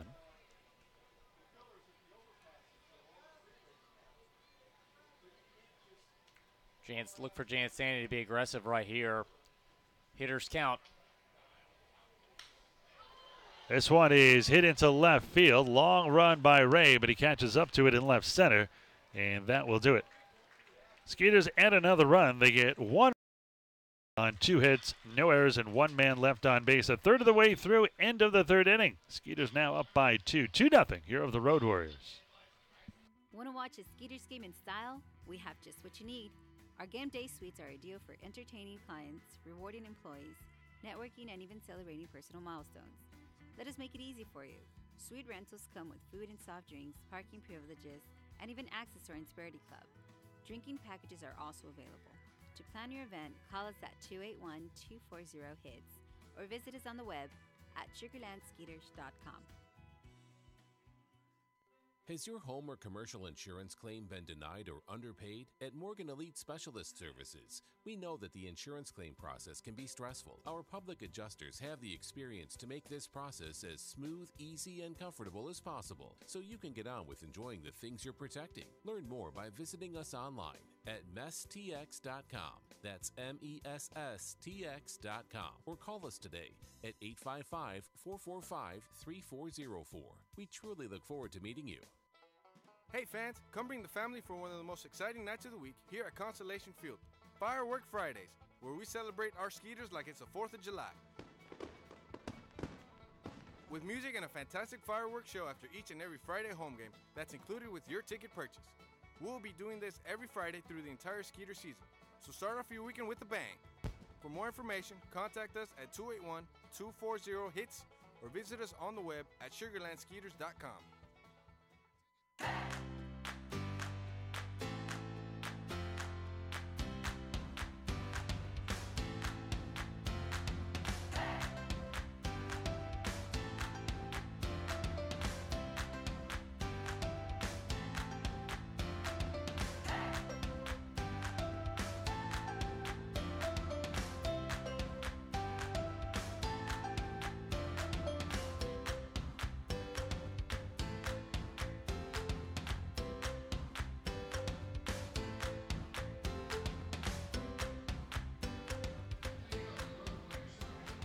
Skeeters up here in the top of the 4th, and to will his way through the next few, our own Will Scott. You're on, sir. Thank you, sir. Anthony Ray will lead things off here for the Road Warriors. They are trailing the Skeeters 2-0 in the 4th inning. First pitch on the way to Ray, and he looks at the inside pitch for a ball. Greg Sidden, even though he's allowed 2 hits, he has faced the minimum through 3 innings, 9 up, 9 down. Try to make it 10 up, 10 down against Ray right here. That's hit toward the shortstop. And it's over the head of Matt Chavez, and that will be an error. That was a brutal hop by Betancourt at short. I mean, that was a bullet and a giant short hop. Made it cleanly, then tried to rush it to first and threw it past Chavez. Should be an error. That'll go down as an E6. And Ray gets to second base. Well, Melvin Rodriguez will step in, the second baseman, who hit a single his first time up. He has one of the Road Warriors' 2 hits thus far. First pitch on the way to Rodriguez, and that's outside for a ball. Tough break for Sidden. Could have had 1 out, nobody on. Instead, there's no outs, and you have the fastest player on this Road Warrior team at second base. Skeeters leading, though, 2-0 here in the 4th inning. 1-0 pitch is sent into left field. That'll drop in. Ray will round third base. He will come home to score easily. Throw to second, not in time. Melvin Rodriguez with a double, and it is a 2-1 game. Jumping on, sitting here early in the fourth inning. He had been cruising. That air coming back to haunt Sugarland. Road Warriors getting on the board here. Still no outs. Melvin Rodriguez at second base, and Derek Norris is going to come out to talk to his pitcher right here for a brief meeting. 9th double of the year for Rodriguez. Also gets an RBI. So with no outs and a runner at second base, Jorge Fernandez-Diaz, the 3-hole hitter tonight, will step in. Hit into a double play his first time up in the first inning. Wind blowing in from right center field, really picking up here.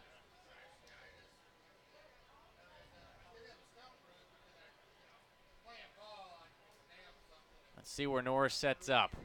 A little bit inside. And that's hit sharply toward the third baseman, Cordero, who throws to second, not in time. Good catch right there from Cordero for the first out. Nearly had a double play.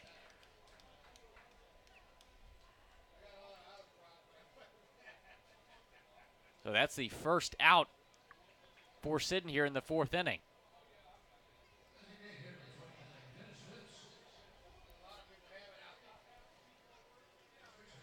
That will bring up Jose Julio Ruiz, the first baseman, who grounded out to second base his first time up in the second inning. 286 on the year. He leads the team in batting average. Sends that one into left field. That's going to drop in just fair. Rounding third is Rodriguez. Rounding first, Ruiz. Throw to second, not in time. Ruiz gets in safely, and the game is tied.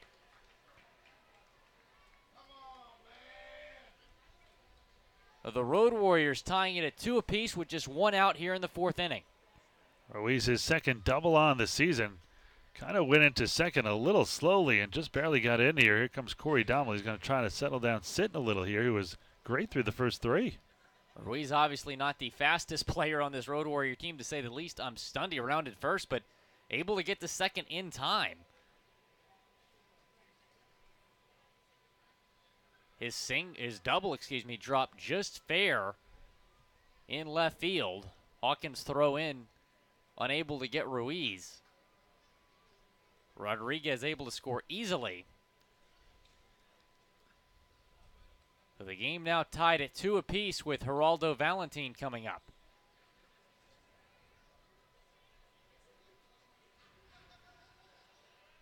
Corey Domlin, Derek Norris talking to their pitcher Craig Sidden here. Craig Sidden's last start, he went 4 innings, allowing 2 earned runs.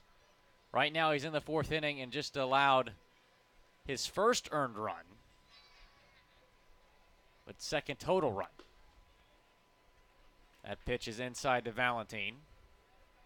He grounded out his first time up, hitting .234 on the season with a home run and 15 RBIs.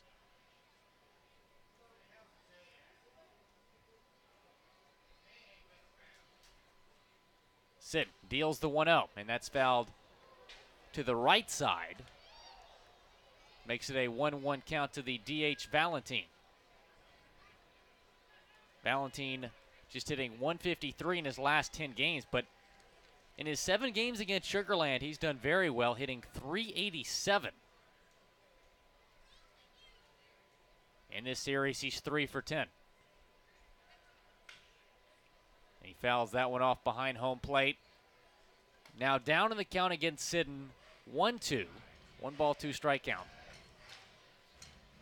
Valentin went to Southern Arkansas University. He's been out of affiliated ball since 2009.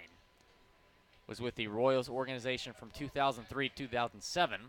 Also spent some time with the Mariners organization and the Marlins organization.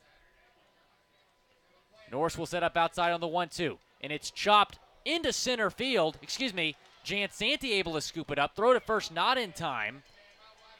Nice effort right there from Jansanti, who dove to make that play, maybe even preventing a run.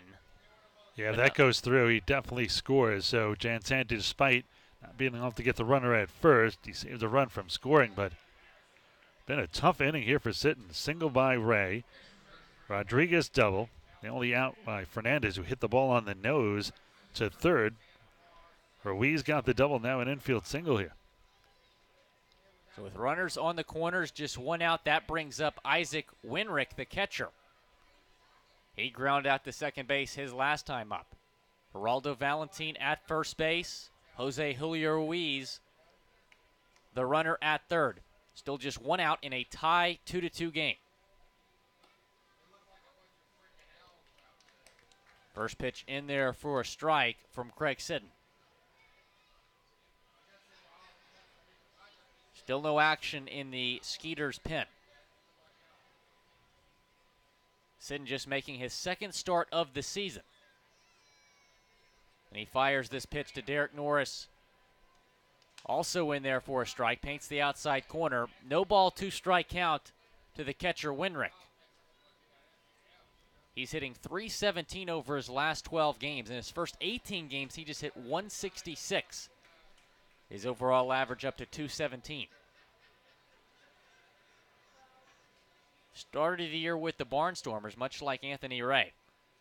Norris will set up outside again. This pitch just a little bit low and outside for a ball. 1 ball, 2-strike count to Winrick. From Reading, Pennsylvania. He's never played affiliated ball. .282 career average in 361 independent league games. Chance to give the Road Warriors the lead right here. And he skies that one into right field, shallow right field. Make that right center field now with that wind blowing in.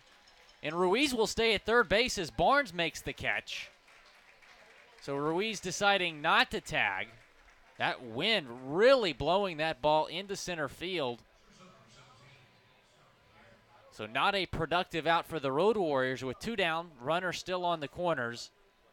Craig Sitton a chance to get out of this without giving the Road Warriors the lead.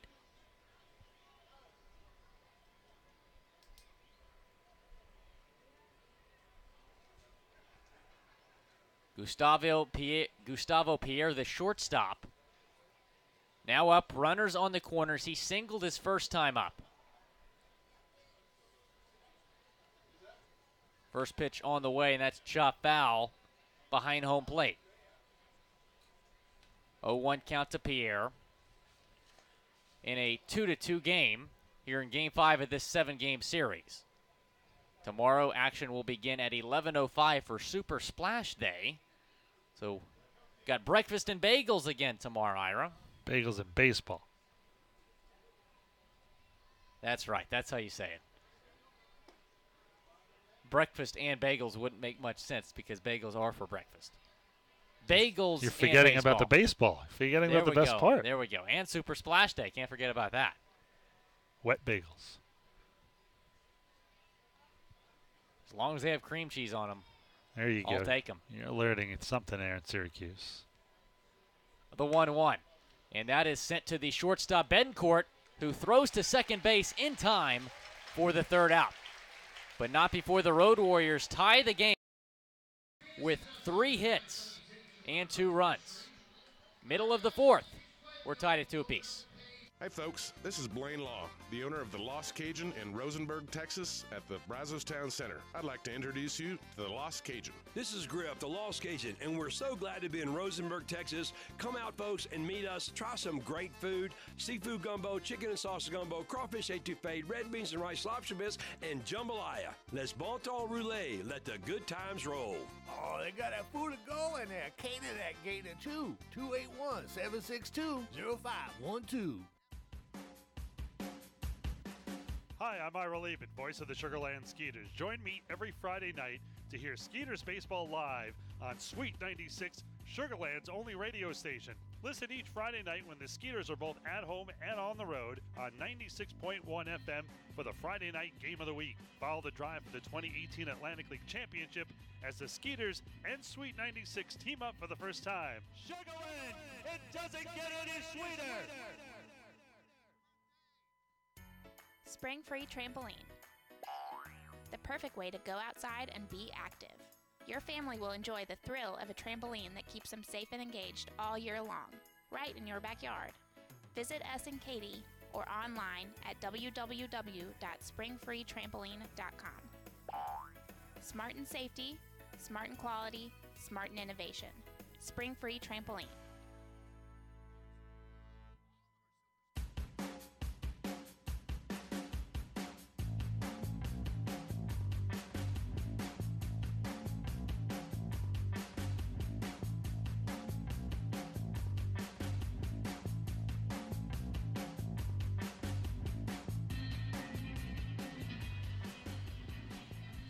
Well, the Road Warriors tied it in the first half of the inning. Let's see what the Skeeters can do in the second half. Albert Cordero will lead things off.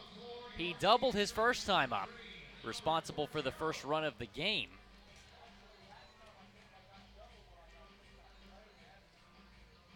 Skeeters and the Road Warriors tied it 2 apiece in Game 5 of this 7-game series.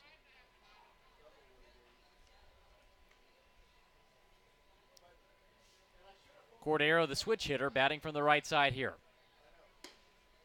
And he looks at strike one from Ruiz.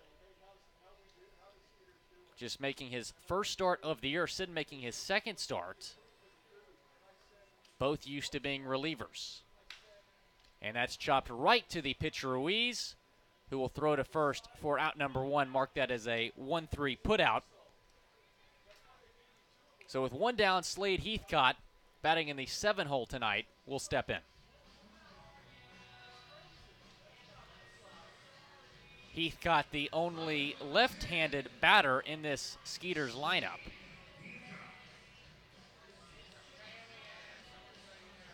He singled his first time up. Not a bad start to his Skeeters career. It was .250 coming in, 2 RBIs. He singled his first time today. And he hits that one toward the leaping third baseman, Gomez. Nice effort right there from Gomez. Heathcott thought he might have had a single. But Gomez about 1 foot, I'd say, in foul territory, able to make that snap.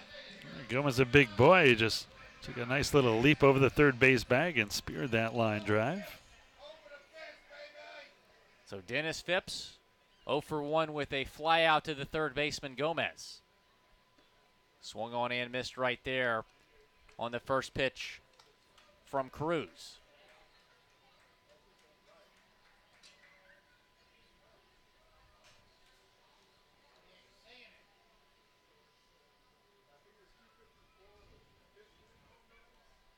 Two outs, nobody on. Skeeters and the Road Warriors tied at 2 apiece. And another swing and a miss from Phipps, who's in a slump right now, averaged down to 254. His last 16 games just hitting 156. Had a great start to his Skeeters career, being reunited with Pete Incaviglia, who he played with in Laredo. Phipps actually was an American Association All-Star that year in Laredo. Spent last season with the Air Hogs.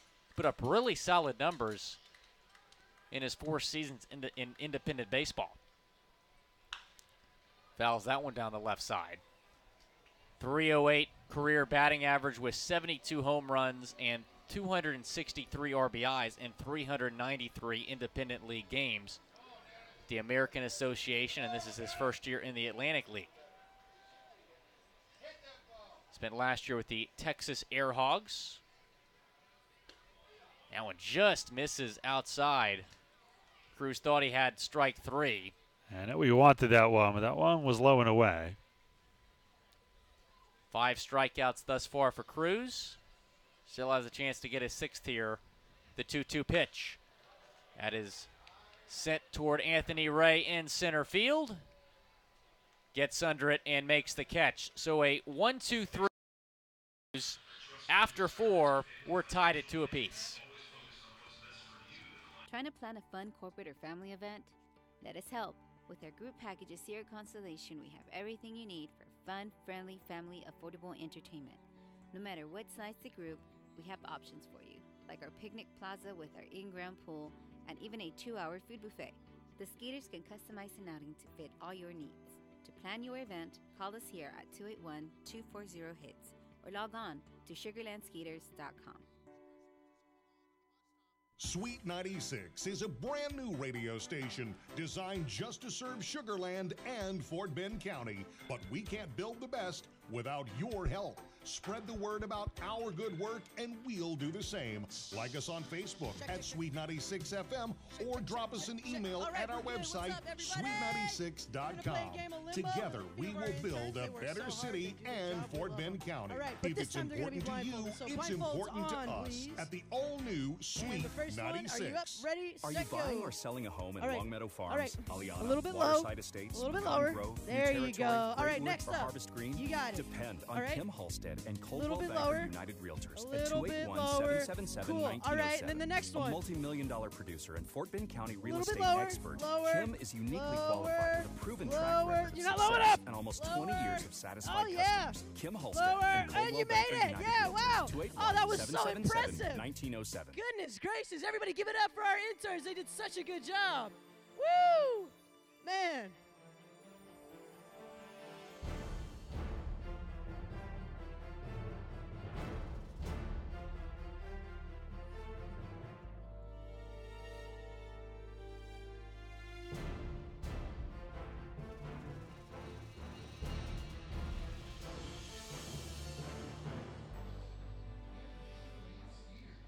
Edwin Gomez, the third baseman, will lead things off for the Road Warriors here as we begin action in the 5th inning. Road Warriors tying it in the 4th inning at 2 apiece. Craig Sidden still on the mound for the Skeeters.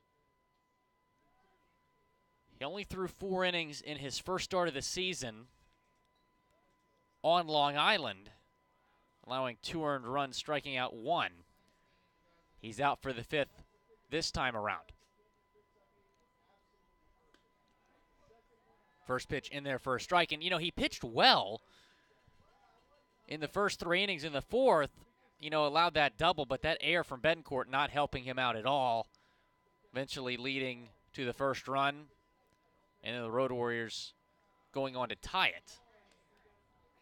1 ball, 1 strike count.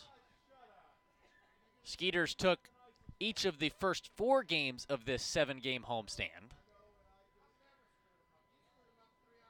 Looking to go 5-0 right here. Another pitch in there for a ball. 2-1 count to Gomez. Sugar Land desperately needing a good series here, and they've delivered after losing the first 3 games of the second half. Now a 4-3 overall record. Another pitch in there for a strike. Sugar Land obviously already in the playoffs after winning the first half title. They clinched at home here against Lancaster after taking 6 of those 7 games, which is an unlikely scenario when that series started. That's chop foul to the left side. Sugar Land won game 1. Lancaster coming back to win game 2. So after that, the only possible scenario was if Sugar Land won the last 5 games of that series against the first-place Barnstormers, but they were able to accomplish that. A near no-no from Dallas Beeler helping that cause. Great pitching all the way around that series for Sugar Land, bullpen and starting staff. That one is sky to right field, kind of a line drive, but hit right into Heathcott's mitt for the first out. That will bring up Matt Hibbert, the left fielder, who is 0 for 13 now against Sugar Land this season in 6 games. He is 0 for his last 8 overall in this series, 0 for 4.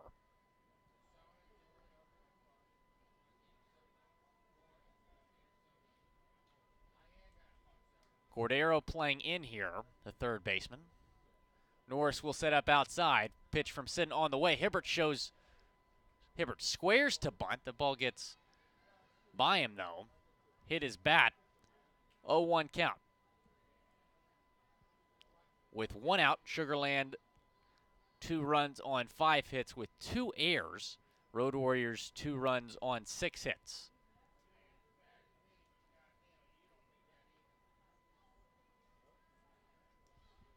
Matt Hibbert grounded out his first time up. Hits that one toward Bedencourt, who gloves it, throw over to first in time to get the speedy Hibbert for the second out. That'll go down as a 6-3 putout. So to the top of the order, Anthony Ray. He singled, got to second base because of an E6 his last time up. 1 for 2 thus far tonight. He struck out his first time up. It's interesting, the leadoff hitter for the Road Warriors to start the game has struck out each of the first 5 games of this series. Alfredo Silviero striking out as a leadoff hitter 3 times. Anthony Ray back-to-back nights.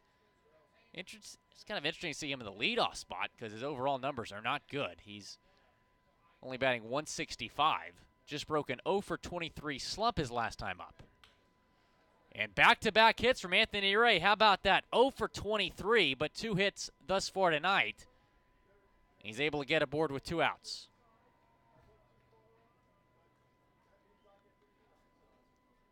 So with 2 outs, runner on first base and Anthony Ray, Melvin Rodriguez, the second baseman, will come up. And he's the guy you want up right now if you want a 2-out rally. He's 2 for 2 thus far tonight with a single and an RBI double. He's able to score Anthony Ray for the Road Warriors' first run of the game his last time up.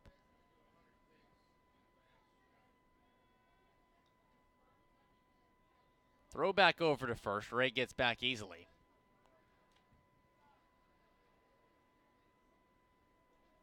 Rodriguez just hitting 142 in his last 10 games. He's 3 for 14 in this series with 4 strikeouts. Just hitting 162 in 11 games against Sugar Land this season. Throw back over to first. There goes Ray to second, and he is out for the third. It's a great lead from Anthony Ray. Kind of a close throw at second after the throw to first, but able to get him for the third out. So the Road Warriors get a hit, no runs, middle of the 5th inning, still a 2-2 game. Attention decoholics and treasure seekers, Junk Hippie is coming to town, July 14th from 9 till 6. Junk Hippie invites you to check out their incredible one-day marketplace. Come explore over 150 vendors with vintage, boho, handmade and retro items you can't find anywhere else. Food trucks and plenty of fun will be on hand at the Fort Bend County Fairgrounds for this unique event. Named a top vintage event by Country Living and Flea Market Style magazines, you don't want to miss this one day only, Junk Hippie happening. You can find out more about Junk Hippie at junkhippie.com. So there I was, just minding my own business when a hit and run. This guy came out of nowhere, bam, and he just kept going. Thankfully, Texas Farm Bureau Insurance was there with the right auto coverage for how and where I drive. So I was on my way in no time to witness the hit and run that really matter. Now that's a moment worth covering. 877 Farm Bureau.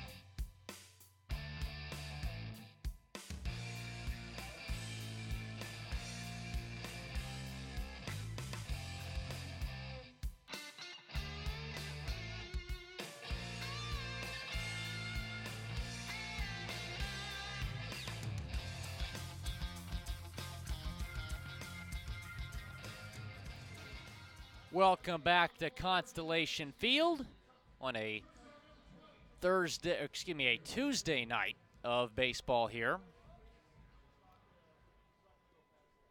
Game 5 of this 7-game series. Sugar Land taking the first 4 games. We got a good one tonight, 2-2 game here in the 5th. Javier Betancourt will lead things off for Sugar Land, the 9-hole hitter. Luis Cruz still on the mound, the former Fresno Grizzly, Corpus Christi Hook, spent 8 years in the Astros organization. He turned in a pretty good 2014 campaign with Fresno and Corpus Christi. That ball just misses inside. He was 8-8 with a 3.68 ERA in 2014 in AA and AAA. You know, the Astros had just lost 92 games that season. I thought he might have been called up at some point, but never made to the big leagues with the Astros. That pitch just misses outside. 3-0 count to Betancourt. Cruz making his first start of the season, but was a starter in the Astros organization. That pitch is upstairs. 4-pitch walk issued to Betancourt, and the first walk of the game from Cruz. So the Skeeters have a runner aboard here with no outs in the 5th inning.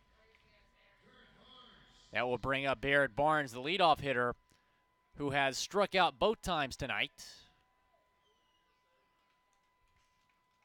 On the season, hitting .254 with 24 RBIs. First pitch swung on and fouled back. Barnes has reached safely in 20 straight games, which is the longest active on-base streak in the Atlantic League, but it's in jeopardy tonight. He is still yet to reach. Throw back over to first. Leads the team with a 4th in the Atlantic League with a 409 on-base percentage. That leads the team.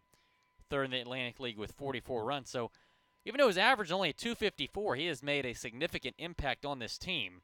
Has been excellent since coming off the DL 3 weeks ago. Swung on and missed right there. Nasty pitch from Cruz. No ball, 2 strike count to the center fielder Barnes. Nephew of former Major League pitcher Anthony Young. Got a chance to talk to Barnes the other day. Said Anthony was his biggest mentor growing up. Barnes able to make contact. That skied in foul territory, but tracking it down is the first baseman, Jose Julio Ruiz, for the first out. I'll go down as an F3. That will bring up Matt Chavez, the first baseman. He's 0 for 2 with a strikeout and a groundout. Chavez leads the team in batting average with a .322 mark. 5 homers and 41 RBIs. It's good enough for 6th in the Atlantic League. He's 2nd in the Atlantic League with 17 doubles. Chavez in his first season with the Skeeters. And he sends that one into center field. Hit on a rope. Able to make the catch, though, is the speedy Ray. Betancourt will head back to first base. Thought that may have had a chance to drop, but Ray definitely one of the better center fielders in this league, as we saw last night with that potential Sports Center catch. That'll bring up Derek Norris.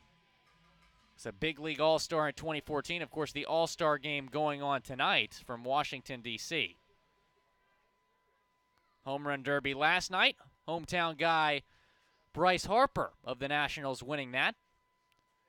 Alex Pregame of the Astros put up a fight against the heavy favorite Kyle Schwarber in the first round, but he lost by 1. First pitch swung on and missed. So after allowing a run in the 2nd and 3rd, Cruz has really done a solid job in his first start with the Road Warriors.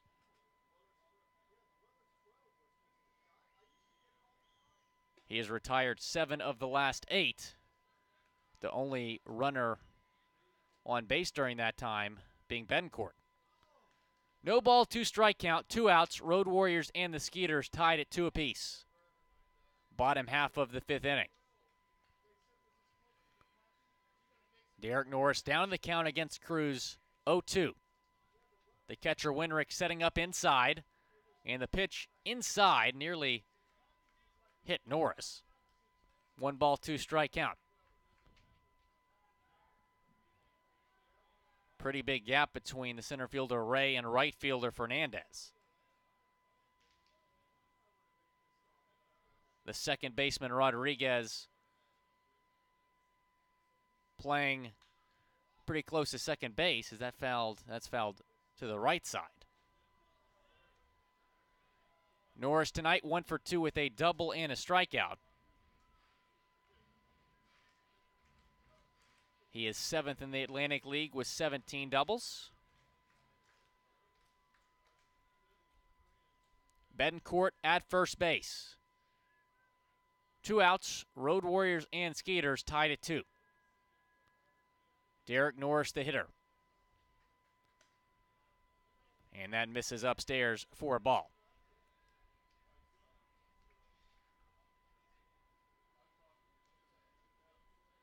Norris from Godard, Kansas, about 10 minutes outside of Wichita, was a Wichita State commit. That one has popped up high. Shallow left field in foul territory. Tracking it down is the shortstop Pierre for the 3rd out. The Skeeters get no hits. They leave 1 runner on, no runs after tied with the Road Warriors at 2 apiece.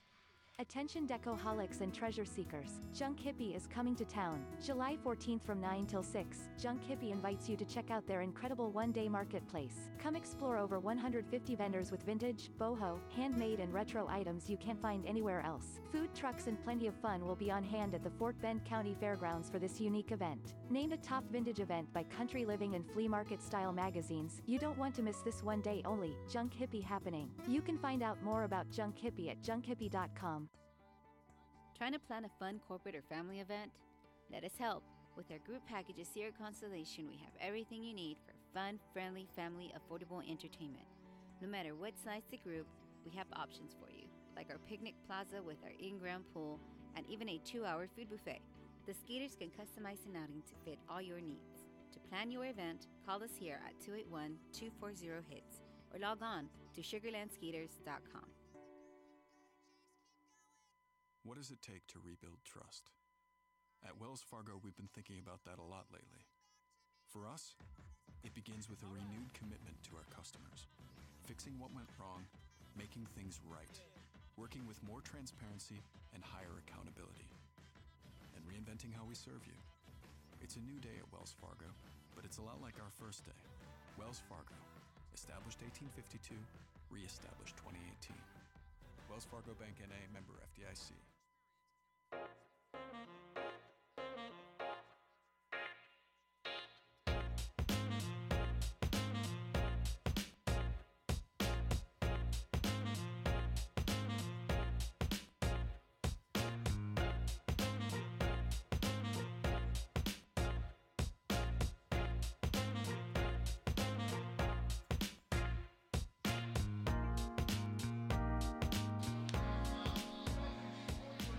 Well, new pitcher on the hill for the Skeeters is southpaw Dan Runzler.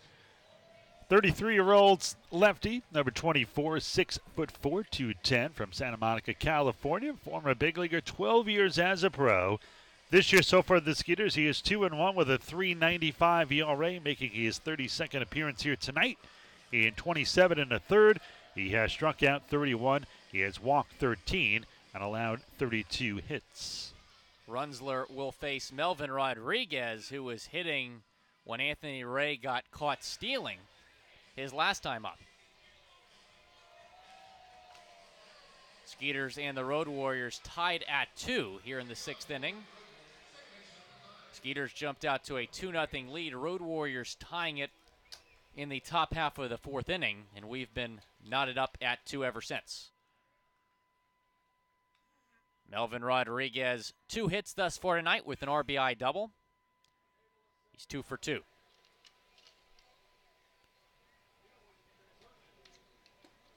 First pitch in there for a strike from Dan Runzler, the UC Riverside graduate. from Santa Monica, California originally. Have you ever been out to Santa Monica? No, I haven't. Been a lot of places in California, not Santa Monica. It's supposed to be extremely nice. Yeah. Big fan of Santa Monica. They got the nice pier, world famous Santa Monica pier. 1 ball, 2 strike count. That's in there for a ball. Wharf in San Francisco, also very nice. I've never been to San Francisco. It's on the bucket list for sure. Go to a Giants game. They got a great clam chowder and a bread bowl down there. It's pretty serious. You're making me hungry. That is fouled off behind home plate. Just left of the press box. 2-2 count to Melvin Rodriguez, the second baseman. Runzer scoreless appearances in 4 of his last 5, including his last 2, both here in this series against the Road Warriors. 2 scoreless frames. Norris will set up outside on the 2-2. And that misses outside. Payoff pitch upcoming to Rodriguez. Lefty to lefty matchup right here. Runzer features a fastball 92 to 95, a change, and a curveball. Norris sets up outside again. Swung on and missed. So Runzler, the first batter he faces, he punches out. There's 1 down here in the 6th inning. By the way, 23 innings now. The Skeeters have not allowed a walk. Amazing. That's remarkable. They only have 2 strikeouts tonight. With the Runzler strikeout there, the only other strikeout was the first batter of the game, Anthony Ray, after getting 19 punch-outs yesterday. Cruz, looks like this is going to be his last inning of work, his action beginning in the Road Warriors pen. He only allowed 1 walk through 5 innings tonight. And that is swung on and missed. Fernandez trying his best to check his swing. He did not. Yeah, kind of a weak half swing there. Fernandez tonight 0 for 2 with a ground out and a fly out to second base. Chavez playing well left of first right here with the shift. That is fouled back. Giansanti also playing closer to second base. Fernandez in right field tonight for the Road Warriors. In this series, he's 2 for 11. In 11 games against Sugar Land this season, he's hitting .232. Watches the pitch go inside for a ball. Fernandez's last 10 games hitting .250, 9 for 36. .237 on the year, 8 homers, 18 RBIs. Norris will set up inside. That pitch nearly hits Fernandez. Gets by Norris for ball 2. Road Warriors 2 runs on 7 hits. Skeeters 2 runs on 5. And they have committed 2 errors.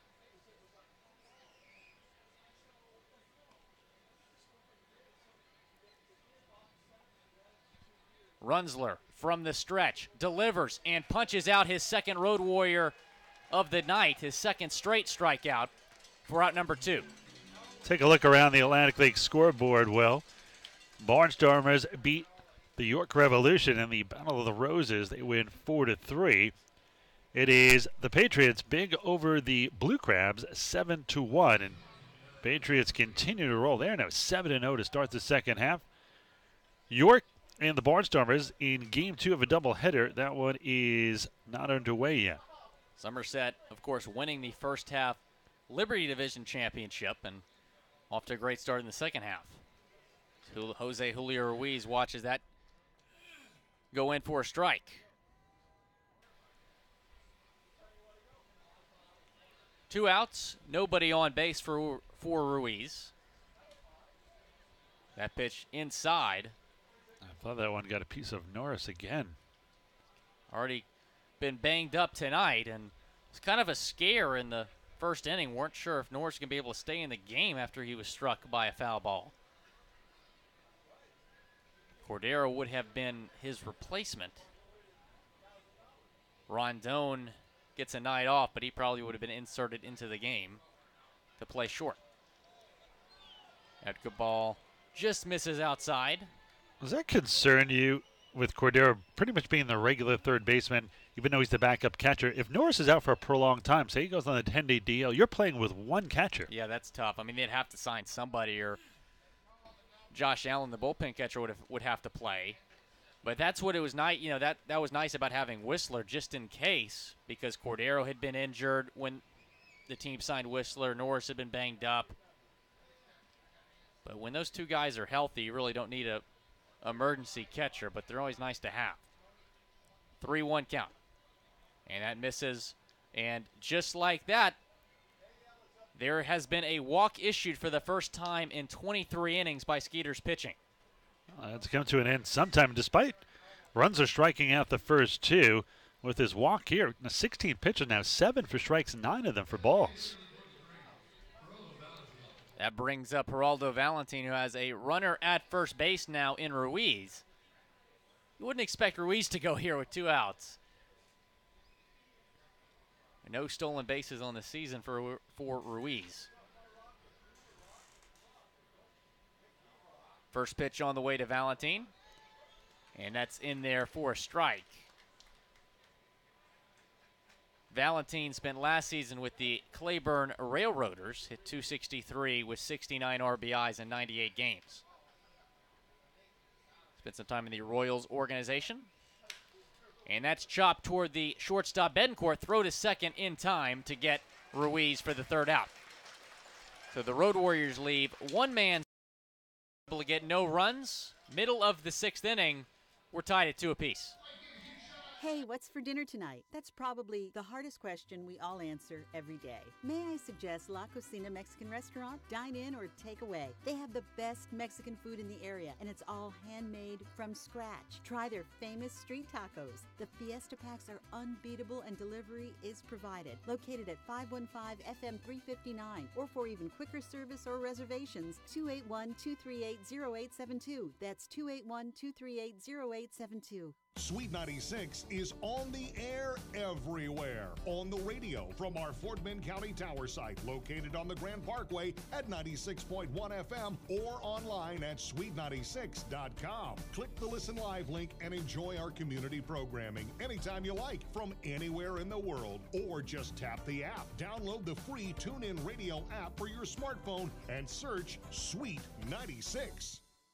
Salon Evan and Day Spa is the premier Aveda Concept salon in Sugar Land. Locally owned and family operated since 1989. Let our Aveda trained stylists take you to the highest level of satisfaction with the latest techniques for coloring, highlighting, and precision haircuts. Treat yourself to our famous Aveda facial, a relaxing massage, or a signature manicure and pedicure. Have an ultimate salon experience today at Salon Evan and Day Spa. 281-980-5160. 281-980-5160.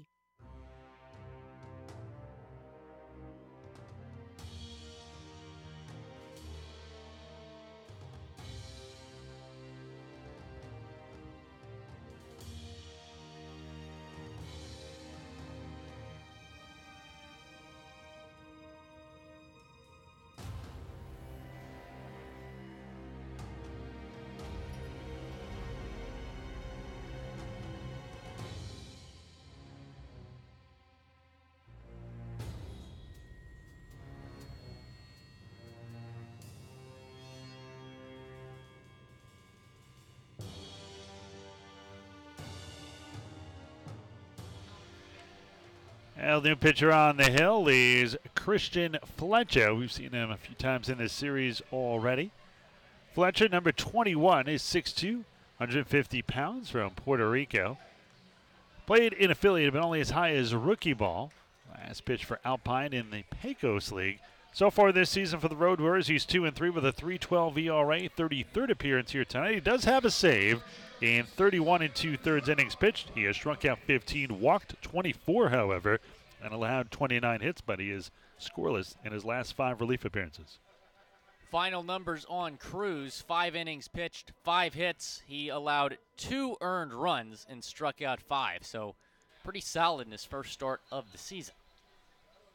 First pitch on the way to Courtney Hawkins from Fletcher, who is the youngest pitcher on this Road Warrior team, just 23 years old.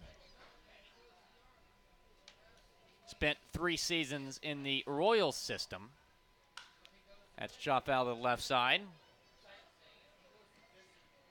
Last season with Alpine in the Pecos League, he had 10 appearances, a 7.59 ERA. He's been much better with the Road Warriors.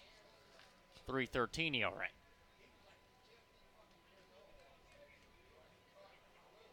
Played for Carolina in the Puerto Rican Winter League this past year. Home of Roberto Clemente. Pitch is outside to Hawkins for a ball, 2-1 count. Osvaldo Martinez was also on Carolina. Osvaldo being released last week by the Road Warriors. That is hit foul down the left field line. Osvaldo was the only hitter on this Road Warrior team with Major League experience, so we were kind of surprised to see him go, Ira. I don't know. Maybe it was something internal. You never know. It's hit in 222 when he was released.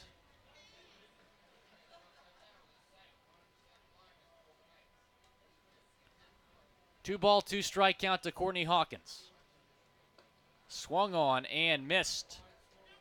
Fifth strikeout of the day from Road Warriors pitching. First from Fletcher, and there's one down.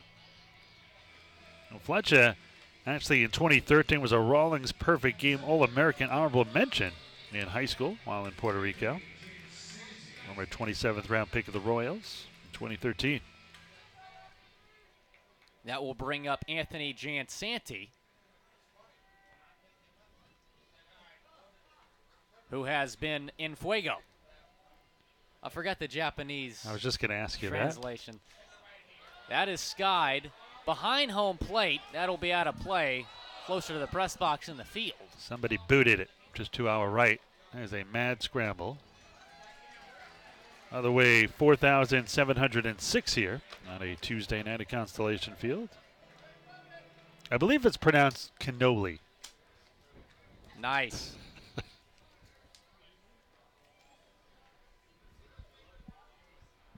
I might have to start saying holy cannoli on my home run calls. Maybe for Anthony. That is hit foul again down the left field line, 0-2 count. Anthony, speaking of home runs, he has really done good in that category. 10 home runs on the season, already surpassed his number from last year. And did Ira Liebman just get a foul ball? No, that was assisted. It doesn't count. Nope. Threw it back just like an opposing team home run. Yep, that's my style. Winrick sets up outside on what looked like kind of a knuckleball pitch from Fletcher. That's hit foul, or in foul territory. Winrick's able to get under it for the second out.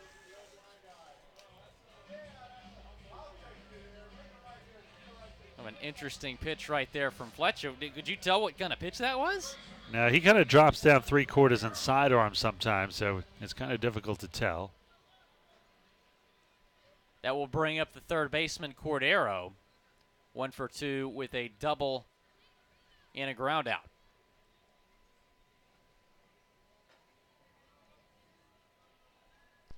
Two outs. Road Warriors 2, Skeeters 2 here in the bottom half of the sixth inning. That's hit foul toward the parking lot above the bleachers in right field. Fletcher spent 4 seasons in the Royals organization, posting a .592 ERA and a 3-7 record. Did not reach single A, spent all 4 years in rookie ball. The 0-1. Chop foul toward the Road Warriors dugout.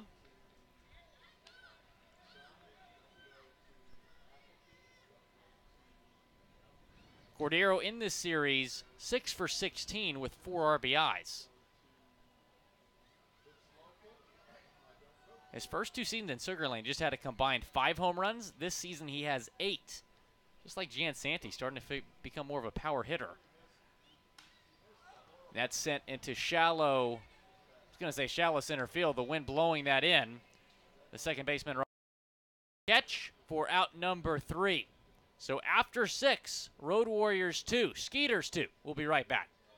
Hi, folks. This is Blaine Law, the owner of the Lost Cajun in Rosenberg, Texas, at the Brazos Town Center. I'd like to introduce you to the Lost Cajun. This is Griff, the Lost Cajun, and we're so glad to be in Rosenberg, Texas. Come out, folks, and meet us. Try some great food: seafood gumbo, chicken and sausage gumbo, crawfish etouffee, red beans and rice lobster biscuits, and jambalaya. Les bon temps roulés. Let the good times roll.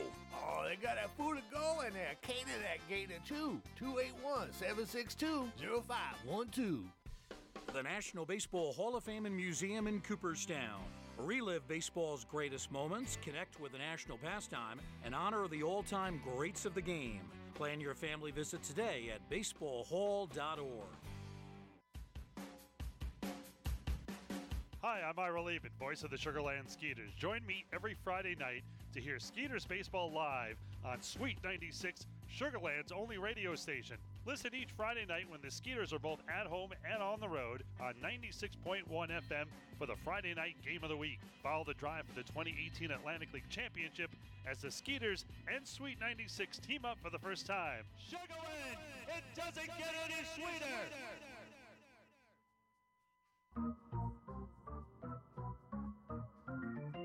We are La Casina. Go Skeeters!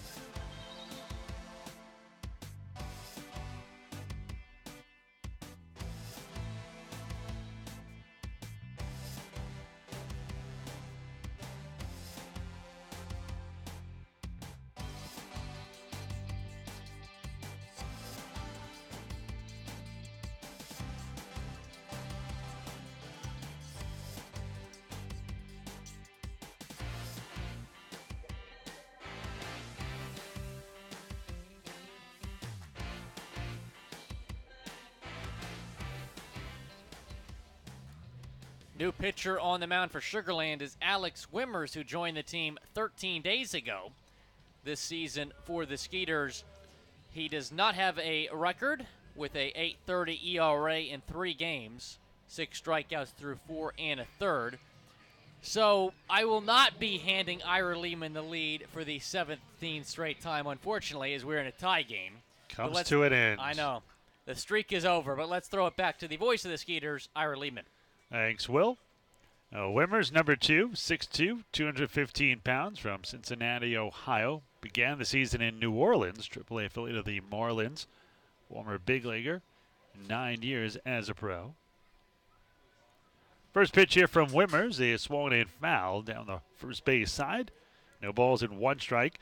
6, 7, and 8 here for the Road Warriors. Isaac Wenrich, Gustavo Pierre, and Edwin Gomez.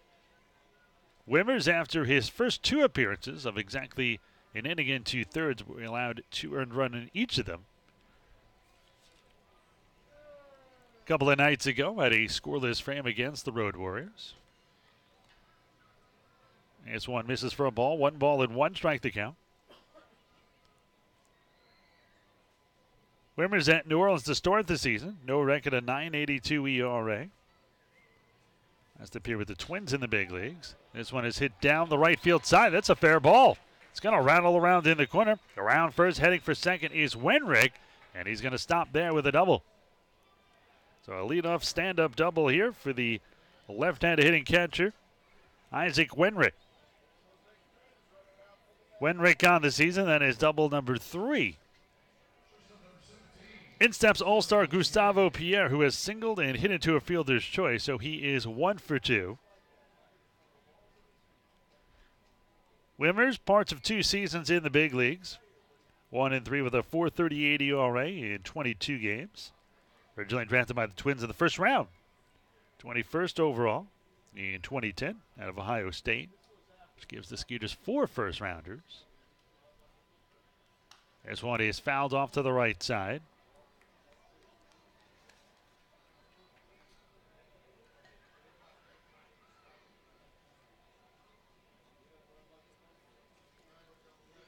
No balls and 1 strike to count here on Pierre.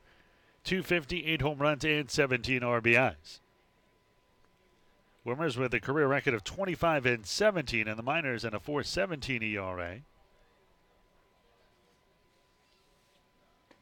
This one is a little bit low, 1-1.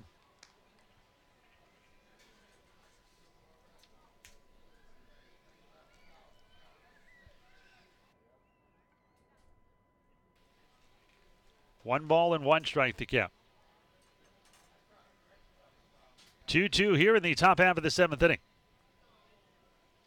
This one swung and hit into right field. The liner right at the Skeeters right fielder.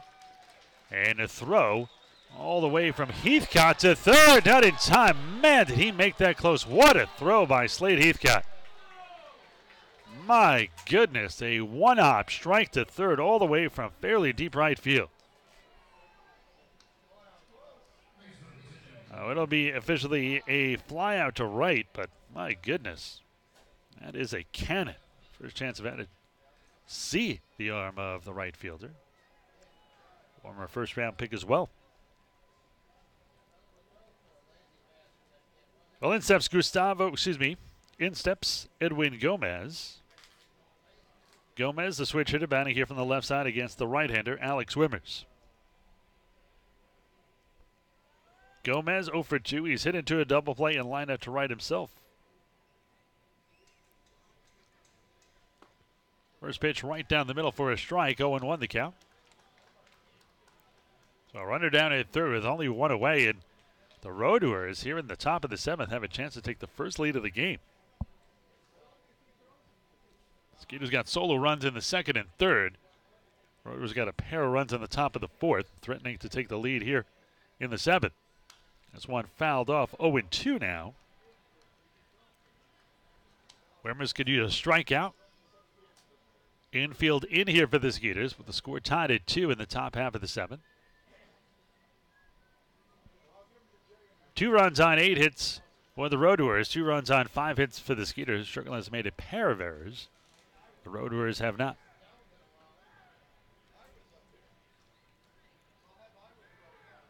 The 0-2.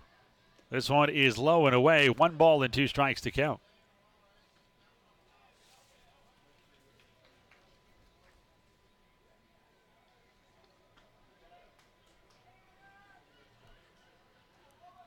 Wimmers wearing number 2. Score tied at 2.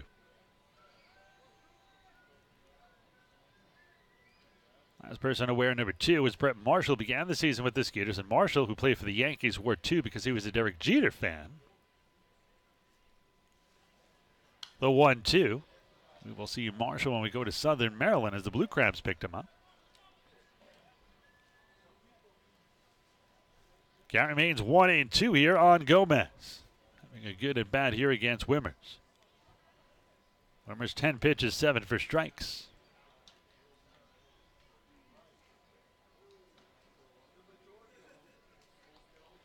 Wimmers gets the sign here from Derek Norris. The 1-2. Big bender on the inside corner, strike 3. Gomez is complaining, but that was an unbelievable pitch by Wimmers. That was Lord Charles on the big bender. 4th strikeout of the night for the Skeeters, and that is a huge strikeout with Wimmers with a runner at third in less than 2 outs. Now 2 down. And Matt Hibbert, the number 9 hitter, will step in. Wimmers was the 21st overall pick in the 2010 draft. That was when Bryce Harper won the home run derby yesterday, was the number 1 overall pick. And Manny Machado looks like he is headed to Dodgertown, was the number 3 overall pick. And Harvey of the Mets was number 7. Chris Sale was the number 13 overall pick. There's a lot of arms and good ones in that first round. Christian Yelich drafted 2 slots behind Wimmers. That was the number 23 overall pick.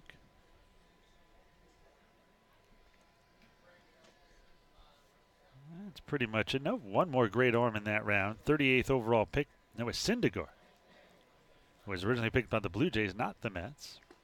Swung and missed. No balls and 2 strikes to count here on Hibbert.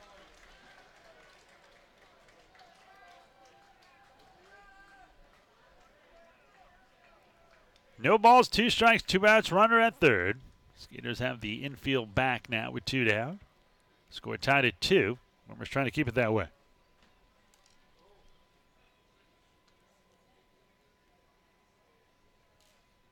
The 0-2 swung on and missed, strike 3, and Wimmers gets out of a runner at third. 1-out jam with nobody scoring. 7th inning stretch time. Get your peanuts and Cracker Jacks. I do care if you never come back. Skeeters and Roadwarriors are tied at 2. Skeeters fans, end your weekend with Skeeters baseball at Constellation Field for Sunday Fun Day. We have something for everyone. Thanks, Shane. Play catch in the outfield, and your favorite Skeeters players will be signing autographs before the game. Also, after the game, all kids will be able to run the bases. There we go. On 3, 1, 2. Constellation Field has everything you need for a fun, family-friendly, affordable day at the ballpark. For more information, contact us at 281-240-HITS or visit us on the web at sugarlandskeeters.com.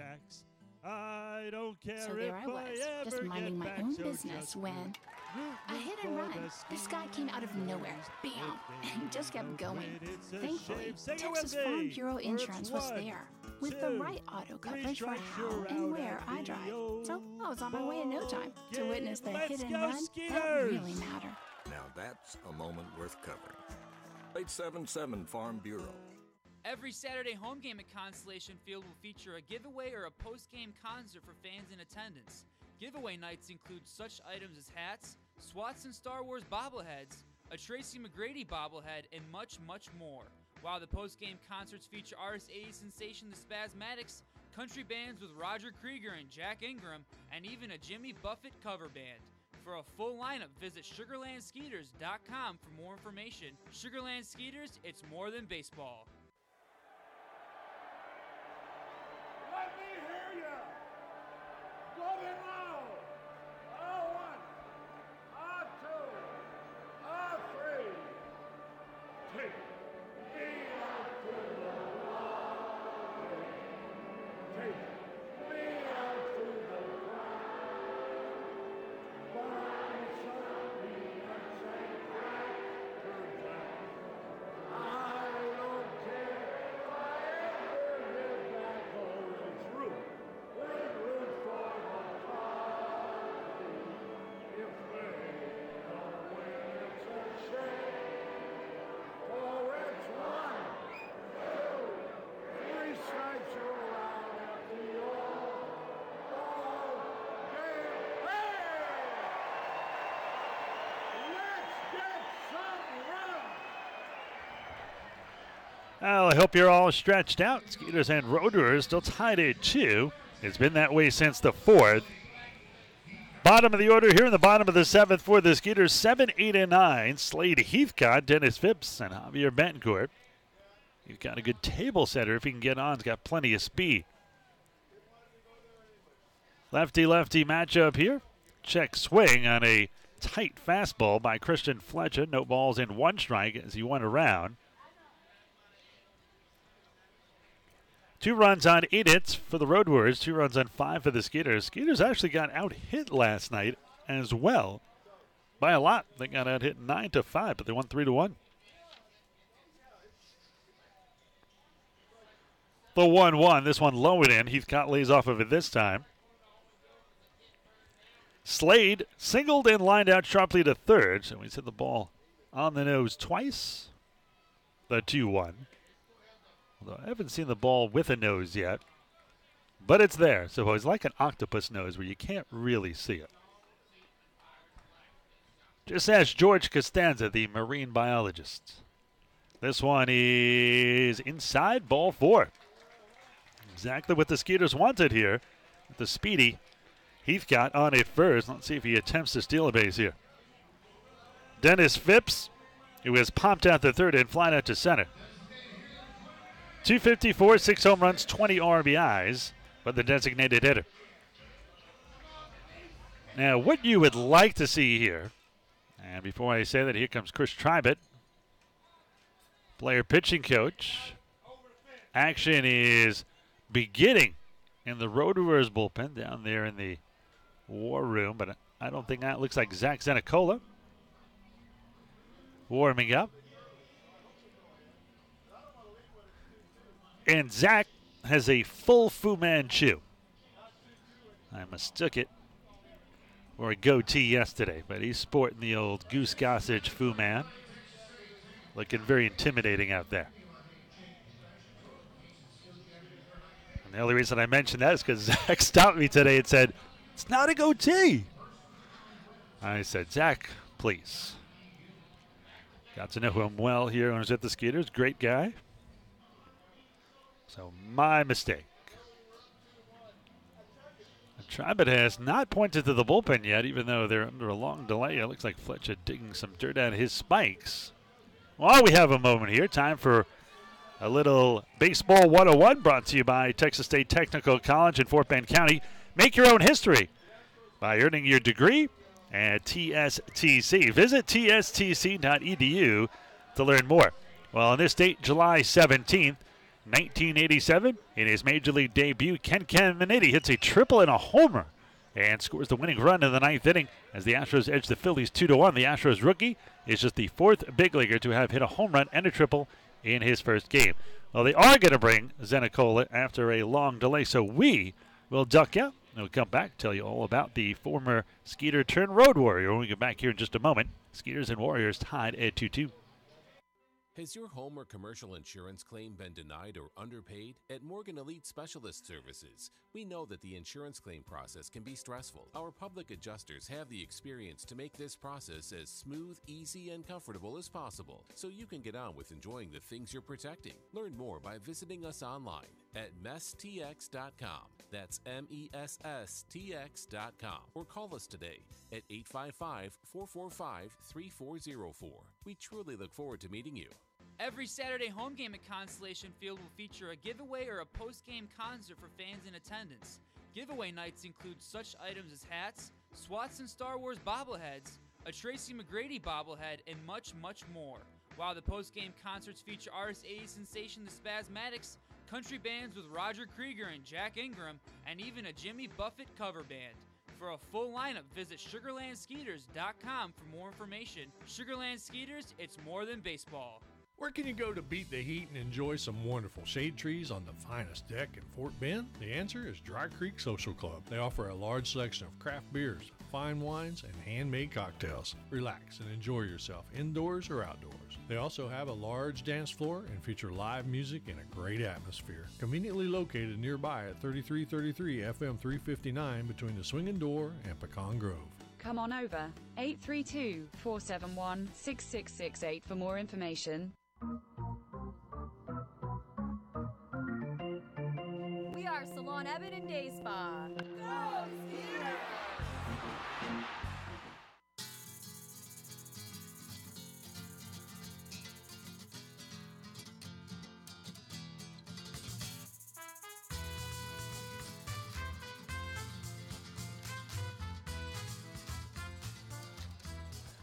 Well, some people like Pepsi-Cola, some people like Coca-Cola.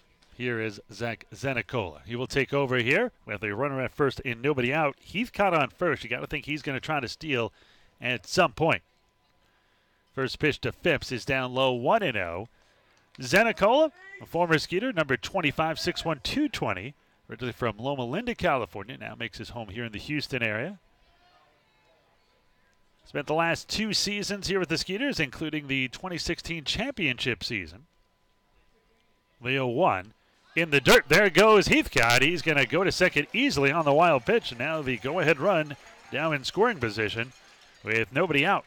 So far this year, Zenicola 0-1 with a 3.50 ERA, making his 17th appearance. 18 innings, he has struck out 18, walked 8, and allowed 14 hits. Last year for Sugarland, 1-3 with a 4.65 ERA. And in the championship year, he was 2-5 with an impressive 2.93 ERA in 60 appearances. In the playoffs, 2 scoreless appearances. He was 1-0 with no ERA. And a big part of that bullpen helped the Skeeters win the 2016 Atlantic League title. He has pitched twice already in this series, allowed a run in his first appearance, scoreless frame in his second appearance. The 1-1. Swan hit towards short, and they might have Heathcott between, and bad move by Heathcott. He's in a rundown between short and second, but long enough for Phipps to sneak into second. Don't know what he was thinking with the ball hit in front of him. I'll go down as a fielder's choice. So Phipps at second. Now Phipps did about the only thing he could do. He had to get the ball, a ground ball to the right side to get the runner to third, but still a runner at second with only one away for Javier Betancourt. Betancourt, despite hitting .242 with no home runs and 7 RBIs, he has hit very well with runners in scoring position, hitting .385. Let's see if Javier can get the go-ahead run home. 2-2 here in the bottom half of the 7th inning.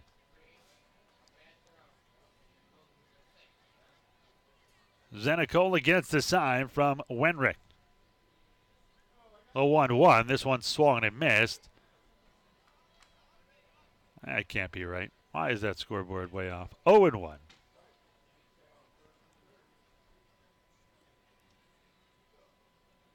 Two-your score here in the bottom half of the 7th inning. Now it's fixed. Thank you, Ryan Posner.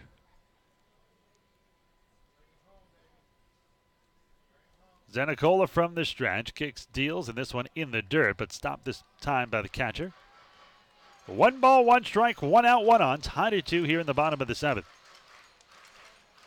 Zanicola features a fastball, slider, sinker, and really his outpitch, that splitter.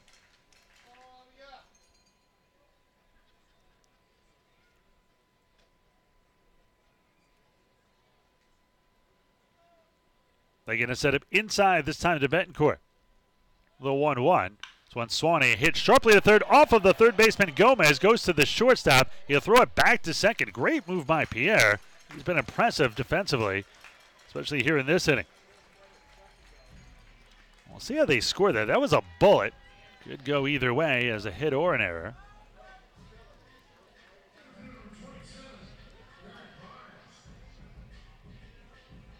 Back to the top of the order with Barrett Barnes and his reaching base safely streak in jeopardy. 0 for 3 so far. He has reached base safely in 20 straight ball games. Still no ruling on that ball hit to third. I'd probably give him a hit as it was a bullet. So in steps Barnes. He is 0 for 3 with 2 strikeouts and a foul out. First pitch by Zanicola. This one low and in. Ball 1, 1 ball and no strikes to count.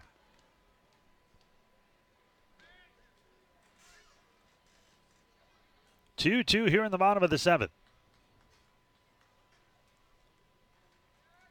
Skeeters trying to take the first 5 games of this 7-game series.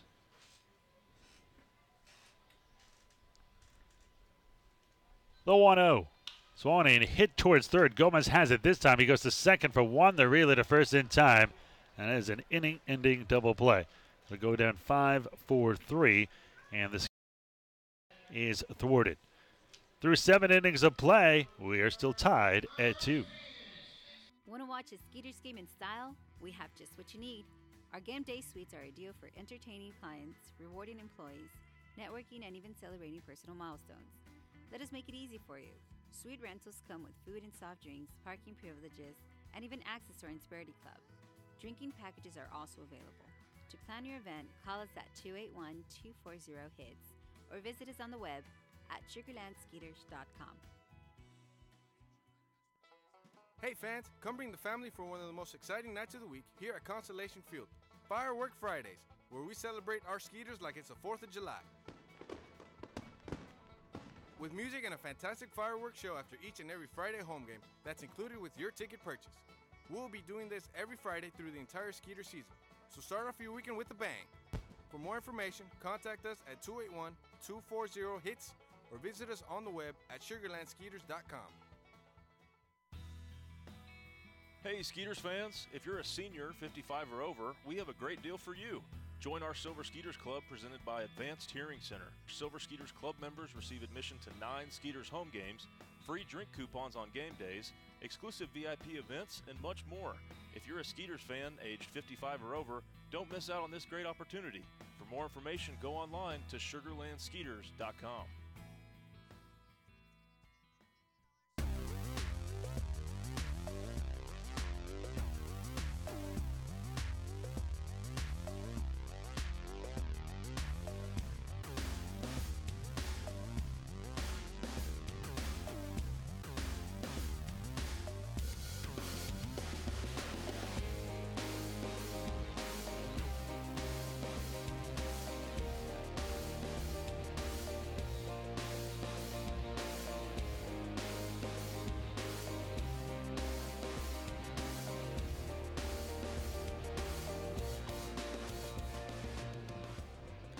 On to pitch now for Sugarland in his Skeeters debut is Pat McCoy, who began the 2018 season with the York Revolution.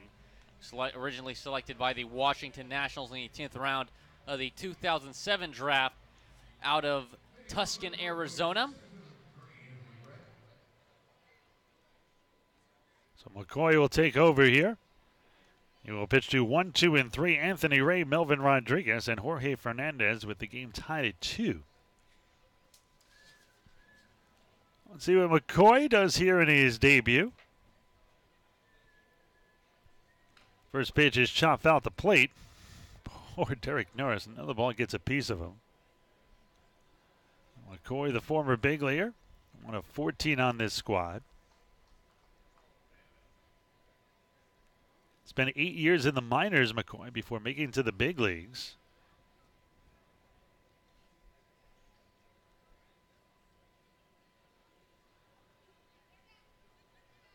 No balls and 1 strike to count. That's one low and away. 1 ball and 1 strike. Made his major league debut in 2014 with the Detroit Tigers.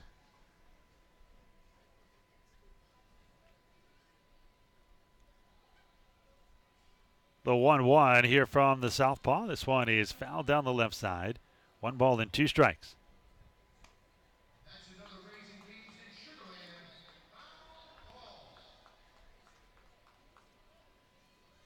2-2 here in the top half of the 8th.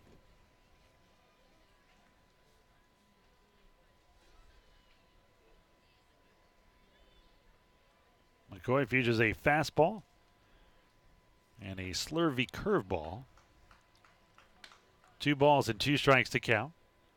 I mean, just more slider than curveball, but kind of a hybrid of both. 2 balls and 2 strikes.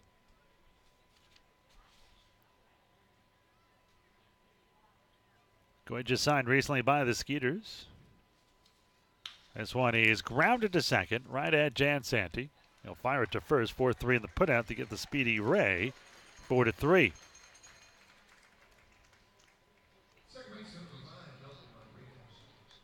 Spent some time last year in the Atlantic League at Southern Maryland, went 2-5 with a 4.76 ERA. But this is kind of the opposite of what Corey Dommel has done. He's taken a lot of great relievers and made them phenomenal starters. McCoy's the other way around. They put him in a starting role in York. Really was not a starter. Skeeter's going to keep him here in the bullpen. Probably be a lot more effective. As one swung and missed. No balls and 1 strike to count. 1 out, none on. Tied at 2 here in the top half of the 8th. Skeeters have the big bats coming up. 2, 3, and 4 in the bottom half of this inning. Let's see if McCoy can keep this game where it is. Not only did the Skeeters get another big leaguer in the bullpen and another southpaw. And certainly needed with Sitton, who started the game today, now in the starting rotation. As well as Russell, who has been great in the starting spot.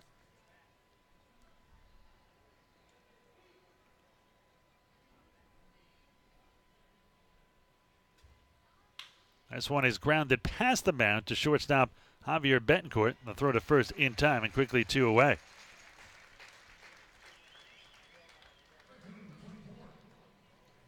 So 2 outs and none on. In steps the switch hitting Jorge Fernandez.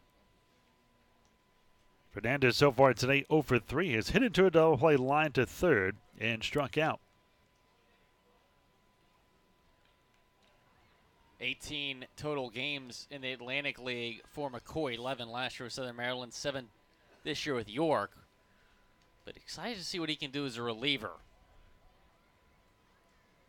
When McCoy did get to the big leagues, gets it after this pitch. Swan and missed 0-1. It was Justin Verlander, the 2011 Cy Young Award winner, now of course with the Stros. Gave him some advice. He said, don't look into the stands. You've never seen 5 decks of people. Just pitch to the glove, take care of business, and when you walk off the field, soak it all in. Good advice. The 0-1 from the southpaw. This one high and outside. 1 ball and 1 strike. Verlander named to the All-Star team this year. American League on top 2-1 right now over the National League. Your boy Aaron Judge hitting a home run. Nice. I think this is the one part about baseball that's so great.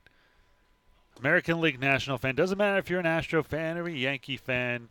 We're all on the same side today. Well, just remember when the game was, really meaningful with, home field advantage in the World Series being decided. Then we were really on each other's side, especially, Astros and Yankees always in postseason contention. I thought that was meaningless, to be honest with you. I thought that was You didn't like that? ridiculous. This one is swung and fouled back. I mean, did it have any effect on any World Series, really? I mean, maybe. 2005 World Series, if the Astros don't have playing 40-degree temperatures, we'd be talking about a different story there. I'm going to disagree with you there. Okay. They did get swept. Still, having to play in 40-degree temperatures didn't help. Still would have had to play at least 3 games there in Chicago. The 2-2. This one, it misses inside. That'll run the count for 3-2 so far. I like McCoy's stuff. It's all okay. Astros winning the World Series this past year, beating the Yankees in 7 games to go to the World Series. Remember, you're 26 behind. We'll catch up eventually. No, you won't. The payoff pitch, swung and chop foul. That one into the net. Count remains full, 3 balls and 2 strikes. 2 outs, none on. Top of the 8th, score tied at 2. McCoy can have a 1-2-3 inning here. Skeeters score a run. They could go straight to Paulino. Felipe hasn't gotten a lot of use lately. Skeeters lost 3 on Long Island. And Skeeters have won pretty handily in this series. Pitched in the All-Star game, of course.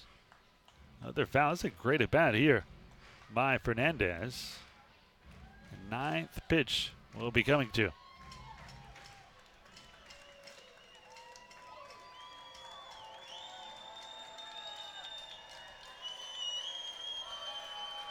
Fans getting behind McCoy here. Pitch number 9. Again, the 3-2, and this one is grounded up the middle. Diving attempt by Jansanti. Goes off of his mitt and into left center. I don't know that he would have had a play anyway. Another great effort by the Skeeters' second baseman. Gotta love the way Jansanti plays. Slim chance of being able to make that play, but he still gave 100% diving, making the stop, but unable to scoop it up and throw to first. So 1 on with 2 down. Cleanup hitter Jose Julio Ruiz will step in. He has grounded the second, doubled, and drove in a run, and walked last time up, so he is 1 for 2. Skeeters shaded to the left side, despite him being a left-handed hitter. Now Jansanti moves to his left back in the normal second base spot. Anthony's so versatile. He can play second, short, third if you need. Any outfield position. First would be cake for him. I'm sure he could catch and pitch. I have to think he's the emergency catcher on this team. Got a great arm, so pitching probably not an issue. I'm sure he's pitched at some point in his baseball life. No balls and 1 strike to count.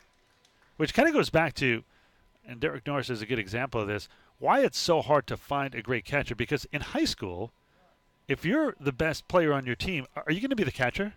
No. No, you're going to play short, you're going to play center, you're going to be a pitcher. Then you've got to turn somebody into a catcher in college. And, of course, nobody who can hit really well wants to kind of ruin his career by blowing out his knees. Good catchers are, they can hit are really, really rare these days, even in the big leagues. Look at guys like Craig Biggio and Neil Walker started as catchers, then moved out into the infield. You see the, starting catcher of the AL All-Star team, Salvador Perez, starting catcher. He's just hitting .212 this year. That kind of shows you where we're at right now with catchers. Perez, sometimes you get rewarded on years past, and Perez, a big part of that team. In fact, he was the MVP of the World Series when the Royals won. 7.5 year at the plate. One of the better catchers and hitting catchers in baseball. Though 1-1. Joe Mauer, phenomenal catcher. He's been moved away from the plate for the last few years. 2-1 the count here to Ruiz.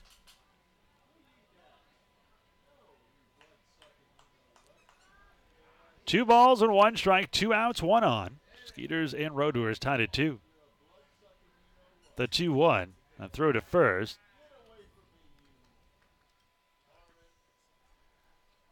Two balls and 1 strike. The count remains as McCoy keeps the runner at first close. 2 runs on 8 hits and 1 error for the Skeeters. For the Road Warriors. 2-5-2 for the Skeeters. The 2-1 strike on the inside corner. Norris was set up on the outside. That bit the inside corner. 2 balls and 2 strikes with 2 down.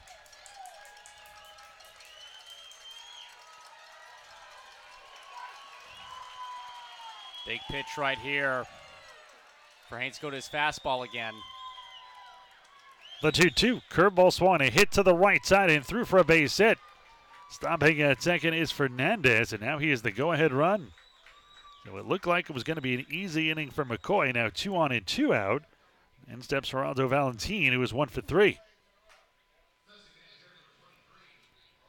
Here comes Pete Incaviglia. Nobody warming in the pen. We're just going to try to settle down his pitcher here. While we have a moment, I want to remind you that insurance runs this year are brought to you by Texas Farm Bureau Insurance. Texas Farm Bureau members get free tickets to Skeeter games on Sundays. Just show proof of your current membership at the Skeeters TDECU ticket office, and you get 2 free tickets to any Sunday home game. Visit your local agent to become a member today. Action now begins in the Skeeters pen. I'll have to use my superpowers to figure out who that is. And by superpowers, I mean high-powered binoculars. That is Austin Adams warming up down there. You know, Haynes had good stuff here to start this inning, but has got into some trouble. Pete Incaviglia hopefully settling him down a little bit here. Let's see if McCoy can get Valentin. He's grounded back to the pitcher and an infield hit and hit into a fielder's choice. Valentin came into 234, the home run and 15 RBIs. First pitch, good fastball down the middle for a strike. No balls and 1 strike here for McCoy.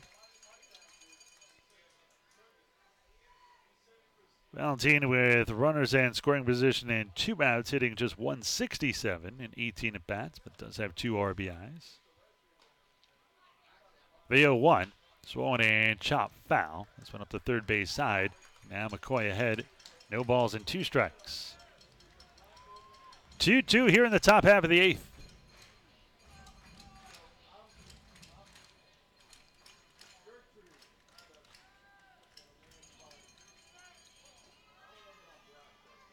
McCoy gets the side here from Norris.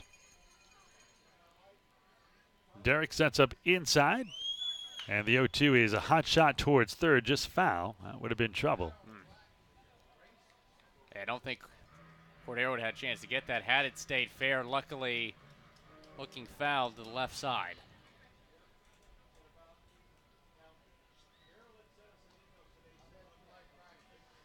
Well, still 0-2 the count here on Valentin. Now time called. What happened out there in left field? The ball got onto the field, I think. Nope. Don't know what happened. Everyone back to your homes. It's safe again. McCoy looks at the runner at second. Fernandez will kick and fire home. It's one high. 1 ball and 2 strikes to count.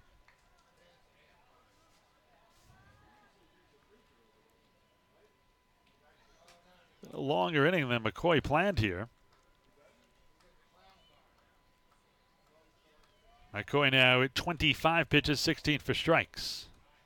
The 1-2 swung and fouled off to the right side, and Valentin pretty pesky here. Well, we saw a 10-pitch at bat to Fernandez, and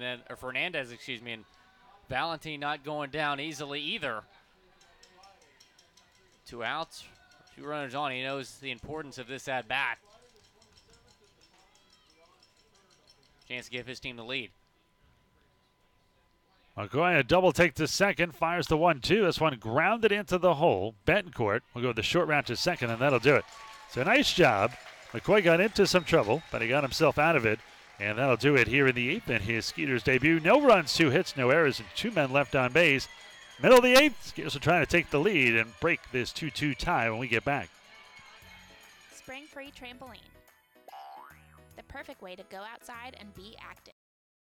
You will enjoy the thrill of a trampoline that keeps them safe and engaged all year long, right in your backyard.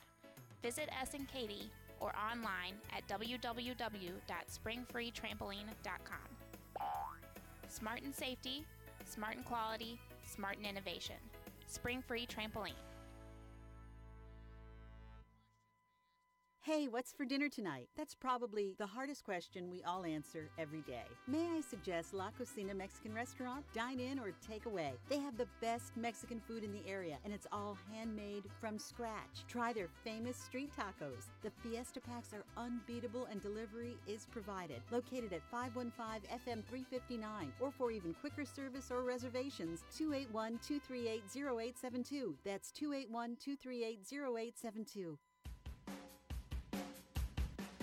Hi, I'm Ira Lehman, voice of the Sugarland Skeeters. Join me every Friday night to hear Skeeters baseball live on Sweet 96, Sugarland's only radio station. Listen each Friday night when the Skeeters are both at home and on the road on 96.1 FM for the Friday night game of the week. Follow the drive for the 2018 Atlantic League Championship as the Skeeters and Sweet 96 team up for the first time. Sugarland, it doesn't get any sweeter.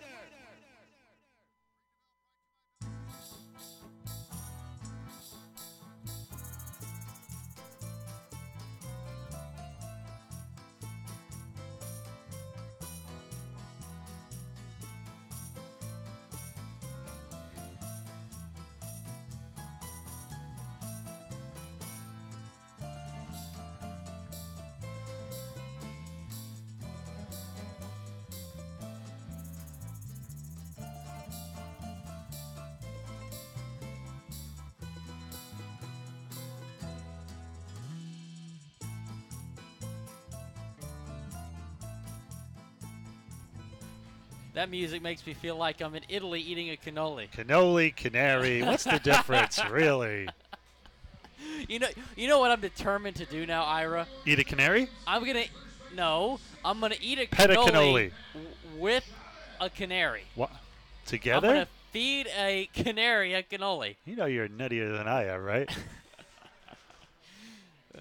Maybe you can just have a pet canary while he watches you eat a cannoli. So I'm gonna do something like that. It's coming. As we digress, we move here in the bottom of the 8th. Score tied at 2-2. Zach Stenicola still on the hill for the Roadrunners, the former Skeeter. First pitch to Matt Chavez is fouled down the third base side, just past Juice. Chavez, Norris, Hawkins, 2, 3, and 4. Chavez, who came in with a .322 average, 0 for 3, is struck out, grounded out, and lined out.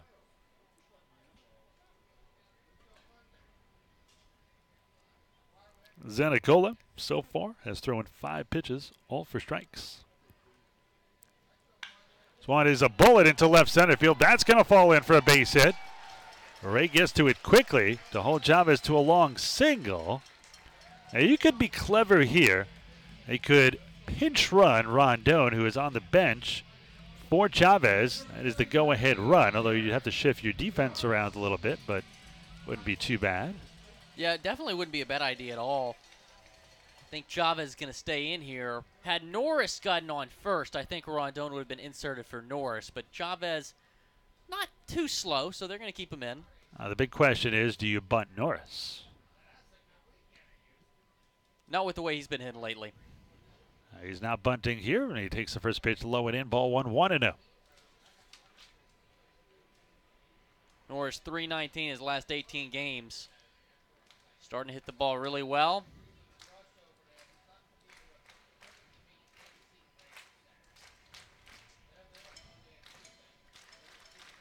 Two here in the bottom of the 8th as Norris fouls this one straight over our heads here behind home plate. Good hack by the Skeeters catcher. 1 ball and 1 strike.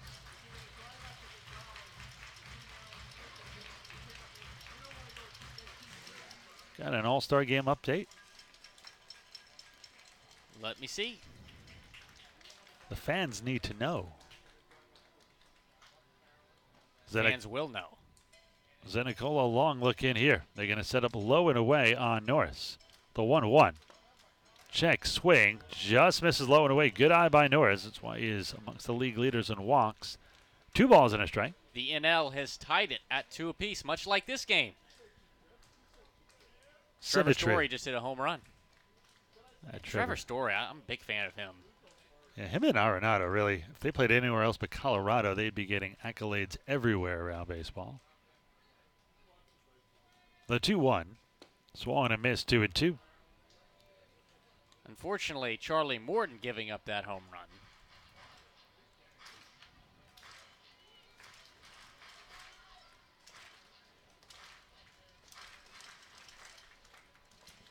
Norris steps back into the box here. Derek came in hitting .253 with 5 home runs and 29 RBIs. He's 1 for 3 with a double and a run scored tonight.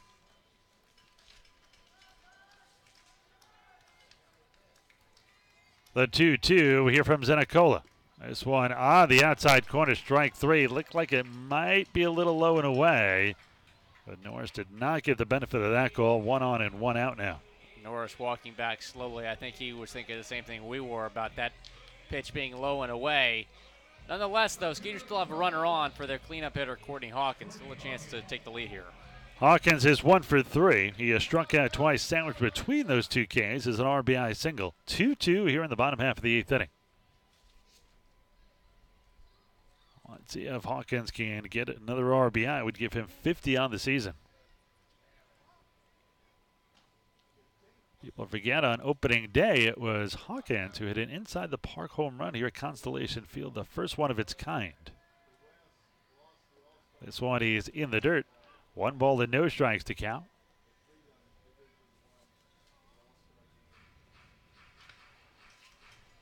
What's your favorite part of the All-Star game? Does the Derby count? No. Oh. The game itself. I'm not going to say it doesn't count, but I'm just talking about the game. Favorite part of the game? Yeah. Just, seeing the best players in baseball play on the same field. I mean, it's really a spectacle. The 1-0. This one in the dirt, goes all the way back high off the screen. Chavez takes a turnaround second but holds on, and that might be the break the Skeeters needed. Wild pitch by Zenicola. That's the go-ahead run down at second base. Yeah, that's huge. Chavez now in scoring position. And on top of that, Hawkins ahead in this count against Zenicola. 2 balls, no strikes. Hawkins with runs in scoring position, hitting .306 with 6 home runs and 38 RBIs and 72 at-bats. Now, let me ask you this. With the old rivalry when the Astros were in the National League, Cardinals-Astros, do you look forward to matchups like that, which you don't see as much anymore? Yeah, I mean, Cardinals are definitely a huge rival. That's one swung and a miss, 2-1 by Hawkins. Interleague play, always enjoy playing some of our NL Central foes. I tell you, I was watching, they're playing all the All-Star games from past 80s and 90s, and they show the 1988 All-Star game, which is interesting for a couple of reasons. The 2-1, that's one fouled off the right side. First of all, I got to see Matt Russell's dad, Jeff Russell, pitch against Gary Carter, who, of course, managed here in the Atlantic League, the former Met. Managed the Ducks for a little while, the late Gary Carter. Also, those matchups we didn't get to see. There were no interleague play at the time, and watching Gooden pitch to Mattingly and things like that, that was just a lot of fun.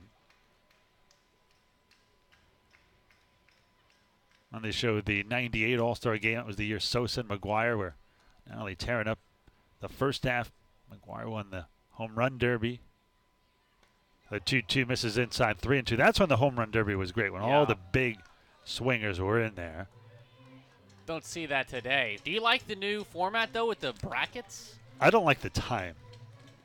Because then you're rushed. I mean, you could lose just because the guy throwing you the pitches was just slow. Like, I like the outs. It's a home run or it's an out. And you need a decent amount of outs. What you saw with that, though, is players taking so many pitches. Yeah, I'll give you that. That was rather annoying. It's tough to have a happy medium.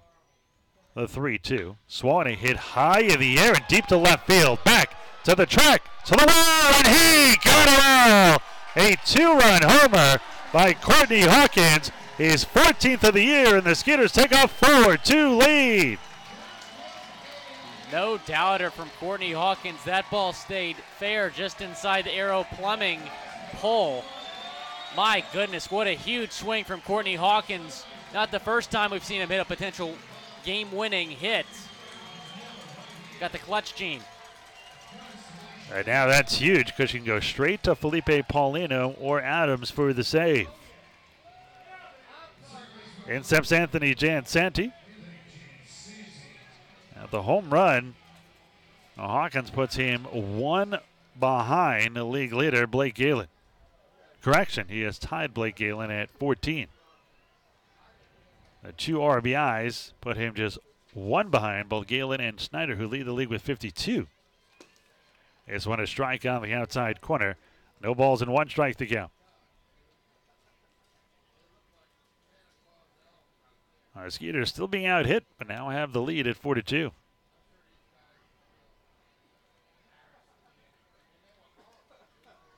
The 0-1 here from Zenicola. This one in the dirt. 1 ball, 1 strike, 1 out. A pair runs in here in the bottom of the 8th. Thanks to Courtney Hawkins' home run. RBI's number 50 and 51. His 3rd RBI of the night. And an RBI single in the 3rd. And a 2-run homer here.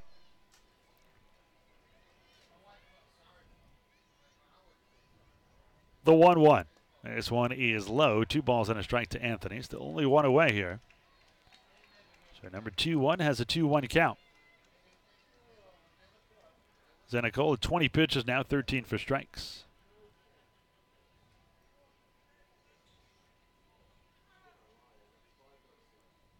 The 2-1. This one is a little bit low and away, 3-1. No action in the Road Warriors bullpen, so this is Zenicola's game.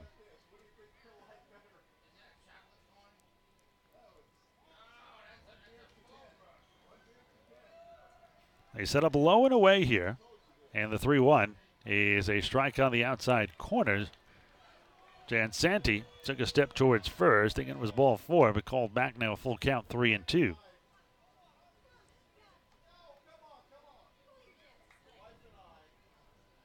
A payoff pitch coming here to Jansanti.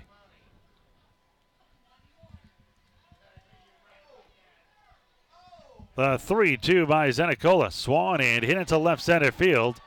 Will it hang up? Yes, for left fielder Matt Hibbard. It was a low sinking line drive, but held up long enough for the left fielder Hibbard to bring it down for out number 2. So 2 in, 2 out, none on. Skeeters leading 4-2 as the switch hitting Albert Cordero will step in. Cordero bounding here from the left side. He has a double and an RBI. He has grounded back to the pitcher and popped out to second, so he's 1 for 3.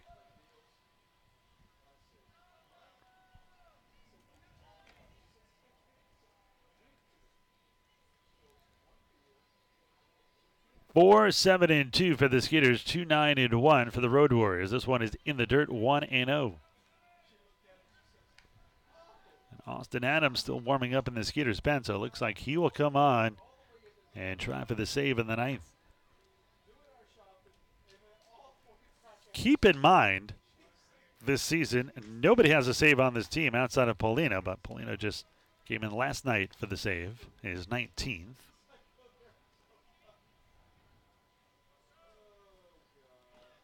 .25 pitches now for Zenicola, 15 for strikes, 10 for balls.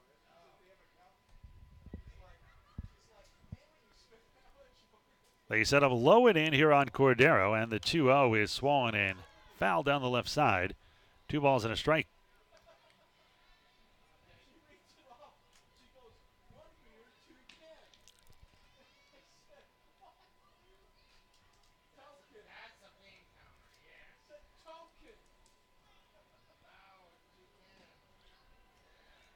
See if they set up here. This one in the dirt. 3 balls and a strike here.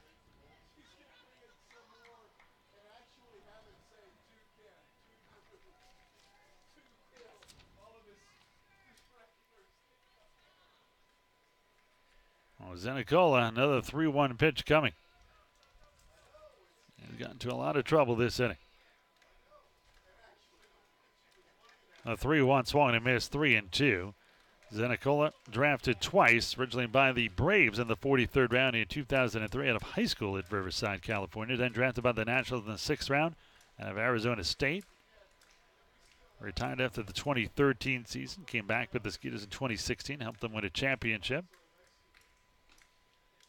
Payoff pitch, swung and missed. Strike 3, and the inning is done.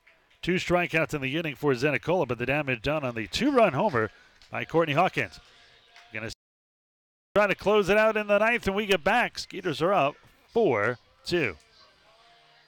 What does it take to rebuild trust? At Wells Fargo, we've been thinking about that a lot lately. For us, it begins with a renewed commitment to our customers, fixing what went wrong, making things right, working with more transparency and higher accountability, and reinventing how we serve you. It's a new day at Wells Fargo, but it's a lot like our first day. Wells Fargo, established 1852, re-established 2018. Wells Fargo Bank N.A., member FDIC. Has your home or commercial insurance claim been denied or underpaid? At Morgan Elite Specialist Services, we know that the insurance claim process can be stressful. Our public adjusters have the experience to make this process as smooth, easy, and comfortable as possible, so you can get on with enjoying the things you're protecting. Learn more by visiting us online at messtx.com. That's MESSTX.com. Or call us today at 855-445-3404. We truly look forward to meeting you. Where can you go to beat the heat and enjoy some wonderful shade trees on the finest deck in Fort Bend? The answer is Dry Creek Social Club. They offer a large selection of craft beers, fine wines, and handmade cocktails. Relax and enjoy yourself indoors or outdoors. They also have a large dance floor and feature live music and a great atmosphere. Conveniently located nearby at 3333 FM 359 between the Swinging Door and Pecan Grove. Come on over, 832-471-6668 for more information. Hi, I'm Kim Holstead with Coldwell Banker United Realtors in Sugar Land. Go Skeeters!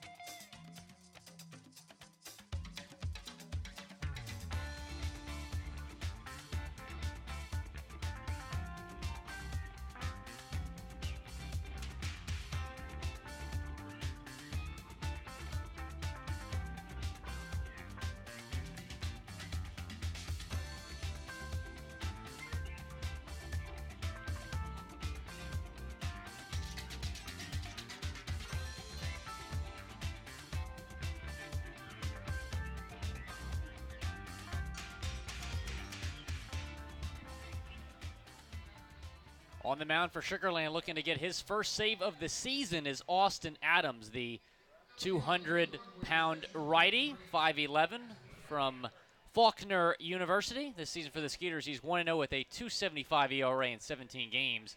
He struck out 20 in 16 and a third innings pitched. Earlier this year, he had 10 straight scoreless appearances until Skeeters played the Ducks and lost 5-3, allowed 3 earned runs, but last 2 appearances have been scoreless, both of them against the Road Warriors in this series. So one is low, 1 ball and no strikes. Well, here in the 9th, Adams will try to get Isaac Wenrick, Gustavo Pierre, and Edwin Gomez 6, 7, and 8 for the save. Skeeters leading 4-2. The 1-0, a strike. 1 ball and 1 strike to count. Adams, who throws a fastball these days 89-92. In his heyday, he'd tip out at 100 at times. But even when he did, they said he was best at 94-96, but great cutting action. Also features a slider and a changeup. This one is sent in the air to right. And squeezing it is Slade Heathcott. And the Skeeters are 2 outs away. So 1 out, none on. Skeeters leading 4-2. Gustavo Pierre will step in. He goes 1 for 3. As an infield singer, he hit into a fielder's choice and flied out to right.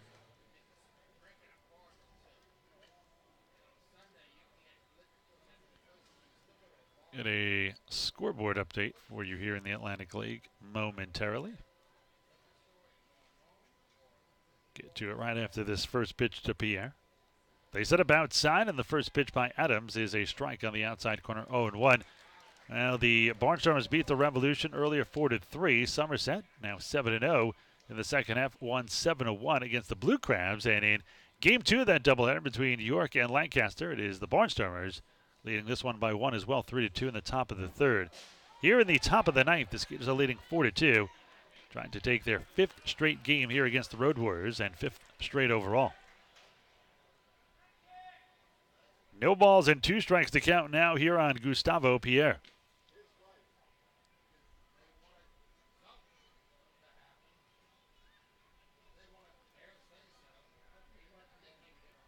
Adams looks in here for the sign.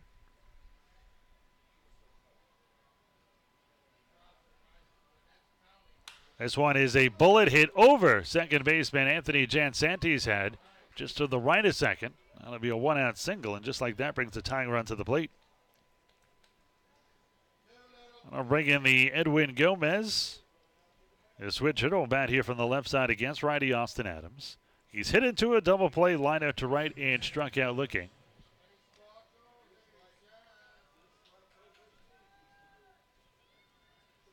Skeeters 4 runs on 7 hits.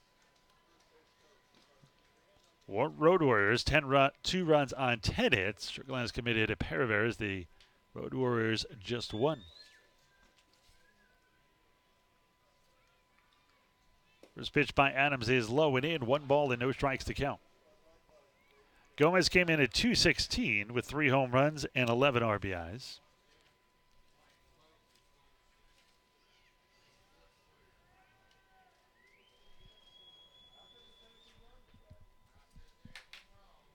The 1-0. This one is just a little low and away. 1 ball and no strikes to count.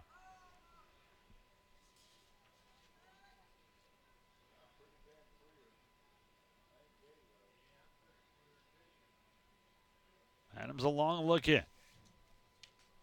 They'll set up inside. The 2-0. This one is swollen and grounded towards second. I don't know if it'll be hard enough to get to. They go to second for 1. They're really to first, not in time. But the Skeeters are 1 out away. Oh, and they're calling him safe at second? My goodness. Beating Cavilla out of the Skeeters dugout by the railing. Les Bencourt. Foot was not on the bag, but throw beat the runner by plenty, and now that becomes big trouble because that puts the tying run at first base. Wow.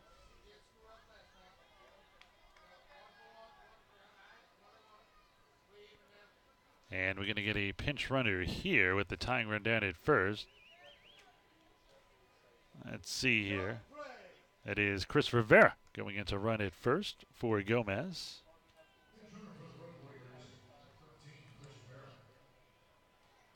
So it'll officially go down as a fielder's choice.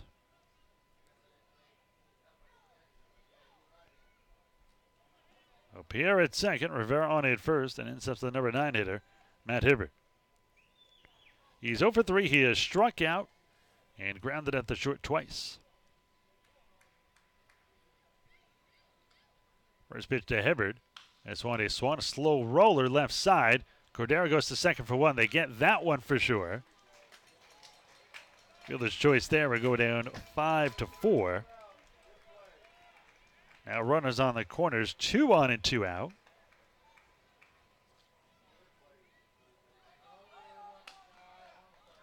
Skeeters 1 out away as Anthony Ray steps to the plate. Here comes Pete and Cavilla. Kind of surprise mound visit here with runners on the corners and 2 down.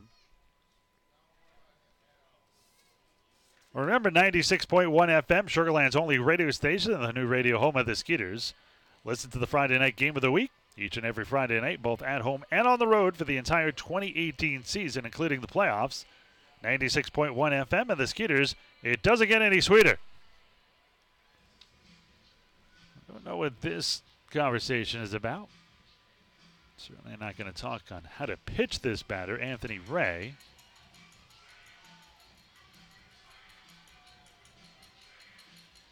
All plate umpire signals that is a visit to the mound, which could not be any more obvious. I don't see how it couldn't be a visit to the mound. Well, you never know with the piece of play rules not always being enforced. Well, in steps Ray. He struck out, single twice, and grounded out. He's also scored a run. Adams steps off, looks towards first, but no throw. If the runner at third scores, that is not an important one. Skeeters leading 4-2. That would still make it a one-run game. The runner at first is the important one in Matt Hibbert. First pitch here misses low, 1-0. Anthony Ray came in at 165, no home runs and 9 RBIs. That hit in his second at bat, broke an 0 for 24 slide.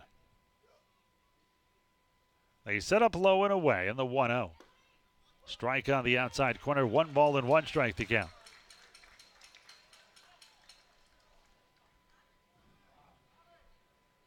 So 1 ball, 1 strike, 2 outs, 2 on. Skeeters leading by 2 here in the top of the 9th, 4-2. Trying to make it 5 straight here over the Road Warriors.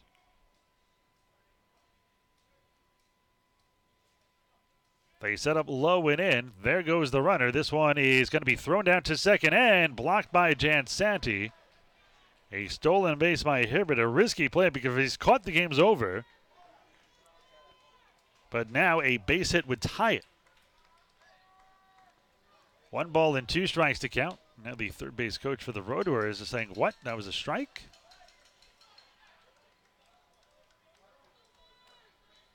Well, now the Skeeters are also 1 strike away. So 1 ball, 2 strikes, 2 outs, 2 on. It is Gustavo Pierre at third. Matt Hibbert with the stolen base down at second.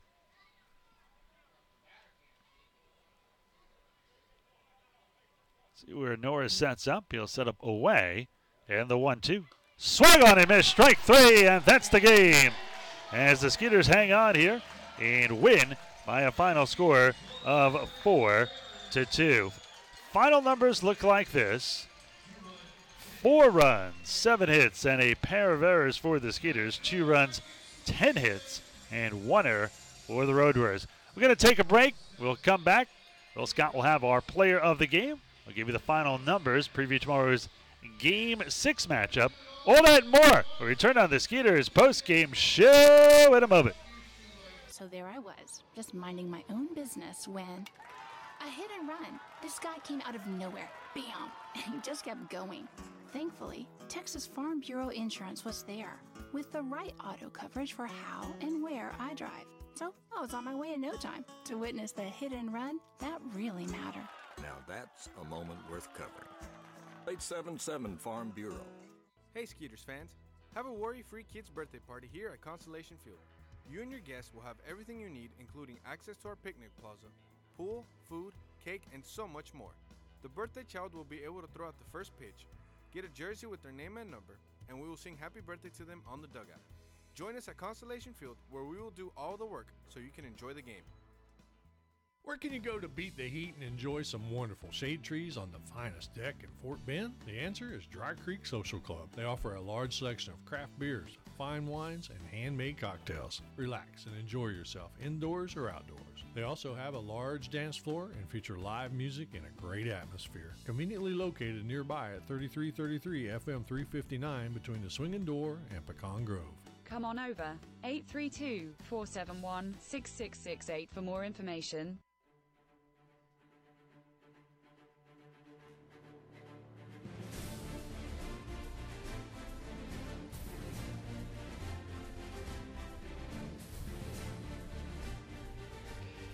Welcome to the Skeeters post-game show, and excited Ira Liebman as the Skeeters take their 5th straight game here against the Road Warriors, and 5th straight game overall with a 4-2 victory. 4 runs, 7 hits, a pair of errors for the Skeeters. 2 runs, 10 hits, and 1 error for the Road Warriors. Winning pitcher is Skeeters' Pat McCoy. In his first appearance, he picks up the victory. He is 1-0. Austin Adams gets his first save of the year. The first save also that was not recorded by Felipe Paulino. Time of the game, 3 hours and 1 minute in front of 4,706 fans here at Constellation Field. It was the Skeeters who got off to the lead after a scoreless first with one away. Anthony Jancenti legged out an infield single. Then Albert Cordero hit a double, scoring Jancenti all the way from first, and it was 1-0 Sugarland. The Skeeters get another run the next inning in the third. With 2 down, Derek Norris hit a double. Courtney Hawkins with an RBI single. That was the first of big things to come for Hawkins, and the Skeeters led 2-0. But in the fourth inning, it was the Road Warriors who led off with a single by Anthony Ray, a Melvin Rodriguez double that drove in Ray after he reached second on a throwing error by Betancourt, and then a double 2 batters later by Jose Julio Ruiz, and we tied it 2, and it would stay that way until the 8th inning. In the 8th, Matt Chavez led off with a single after Derek Norris struck out. Courtney Hawkins hit a big 2-run homer, and the Skeeters led 4-2. Austin Adams would come in, got into a little bit of trouble in the ninth, but got out of it for the save. Well, Will Scott is signaling me that he is ready, and he is standing by with our player of the game, Courtney Hawkins. William, are you there? Thanks, Ira. Here with our player of the game, Courtney Hawkins, who went 2 for 4 with a home run and 3 RBIs. That home run in the 8th proved to be the game winner. Courtney, that homer came on the 7th pitch of the at-bat. What were you looking for? Take me through that at-bat. Honestly, man, like I'm always looking fastball. That what helps me stay back on everything, and obviously he didn't throw any fastballs. It was all splitters, but looking for a fastball keeps me able to get the foot down early and just react. Not the first time you've come up big this season. You feel like you got the clutch gene? Man, honestly, I just try to go out there and help my team as best I can. Thank God for that. Like I said, he's blessed me to be able to bear down the situations this season. Like I said, man, I put it in God's hands and just try to come up clutch for the team. That was your 14th home run of the season, now tied for first in the Atlantic League. You're on pace to surpass your career high in home runs. What do you contribute to the power surge you've had this season? Honestly, man, being healthy. I've had last 3, maybe 4 seasons, I've had big injuries, stuff that either took me out or lost strength, or just I couldn't play to my full ability. And being able to come out here and knowing my manager, my teammates, this is one of the best teams I've ever played on. The big league experience, the baseball experience, having a manager that got your back nonstop. I can't say enough about Pete, man. They're in the cage in BP, like he's with us nonstop all the time, has our back, and working with us nonstop. And if you make mistakes, as long as you make them hard and you're going 100%, he don't care. He wants you to swing the bat, you know. That was our player of the game, Courtney Hawkins, the big home run in the 8th inning, proving to be the game winner. Thanks, Courtney. Absolutely, no problem. Thank you, Will. Will, and our player of the game, Courtney Hawkins. A big night for Courtney, 2 for 4, a single, a home run, 3 RBIs, and a run scored. Well, to win, the Skeeters improved now to 21 games over 500 at 46-25, and they improved to 6-3 here in the second half. Not good for the Road Warriors. They're now 0-8 to start the second half, and they are 17-54 overall. And now Will Scott rejoins me here in the booth, and Skeeters, all they do is seem to stay close with these Road Warriors, and unfortunately the Road Warriors just never seem to have enough offense. No, I mean, they come back and tie it and then just couldn't get anything going after the 6th inning. You know, it's really tough for the Road Warriors. I mean, they start the second half, like you said, 0-8. They were kind of looking at the second half as a, potential fresh start after that, rough first half where they went 17-46. So even a rougher start to the second half. I mean, it's tough, but the Skeeters pitching has just been fantastic. I mean, 7 earned runs allowed in the first 5 games of the series. They continue to pitch well. Austin Adams coming in there in the 9th and finishing the deal.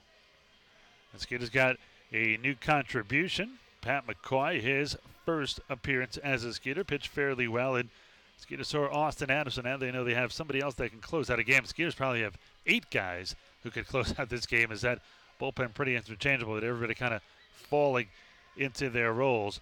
Well, tomorrow it is an early 11:05 game, a little bagels and baseball. We'll be on the air at 10:45 a.m. And William, final thoughts on this one? Final thoughts. I mean, I just think that you got to feel good about Craig Sidden as a starter. We had some questions. He's been a reliever for a long time. Could he, be a starter in this league? And, he went 5 innings today, just allowed 1 earned run. I think he's answered our question there. He can be a starter in this league. Well, that is going to do it for us here. Another incredible win for the Skeeters. That's 5 straight. Now tomorrow, then, 11:05 a.m. game will feast Skeeters right-hander Matt Sergey, who is 3-4 with a 4.50 ERA, coming off a fantastic start. He will go up against Felix Baez, who is 2-6 with a 5.60 ERA. Again, the Skeeters win this one 4-2. They have now won 5 straight ball games. From my broadcast partner Will Scott, this is Ira Lim saying enjoy the rest of the evening, and we will see you very early tomorrow morning.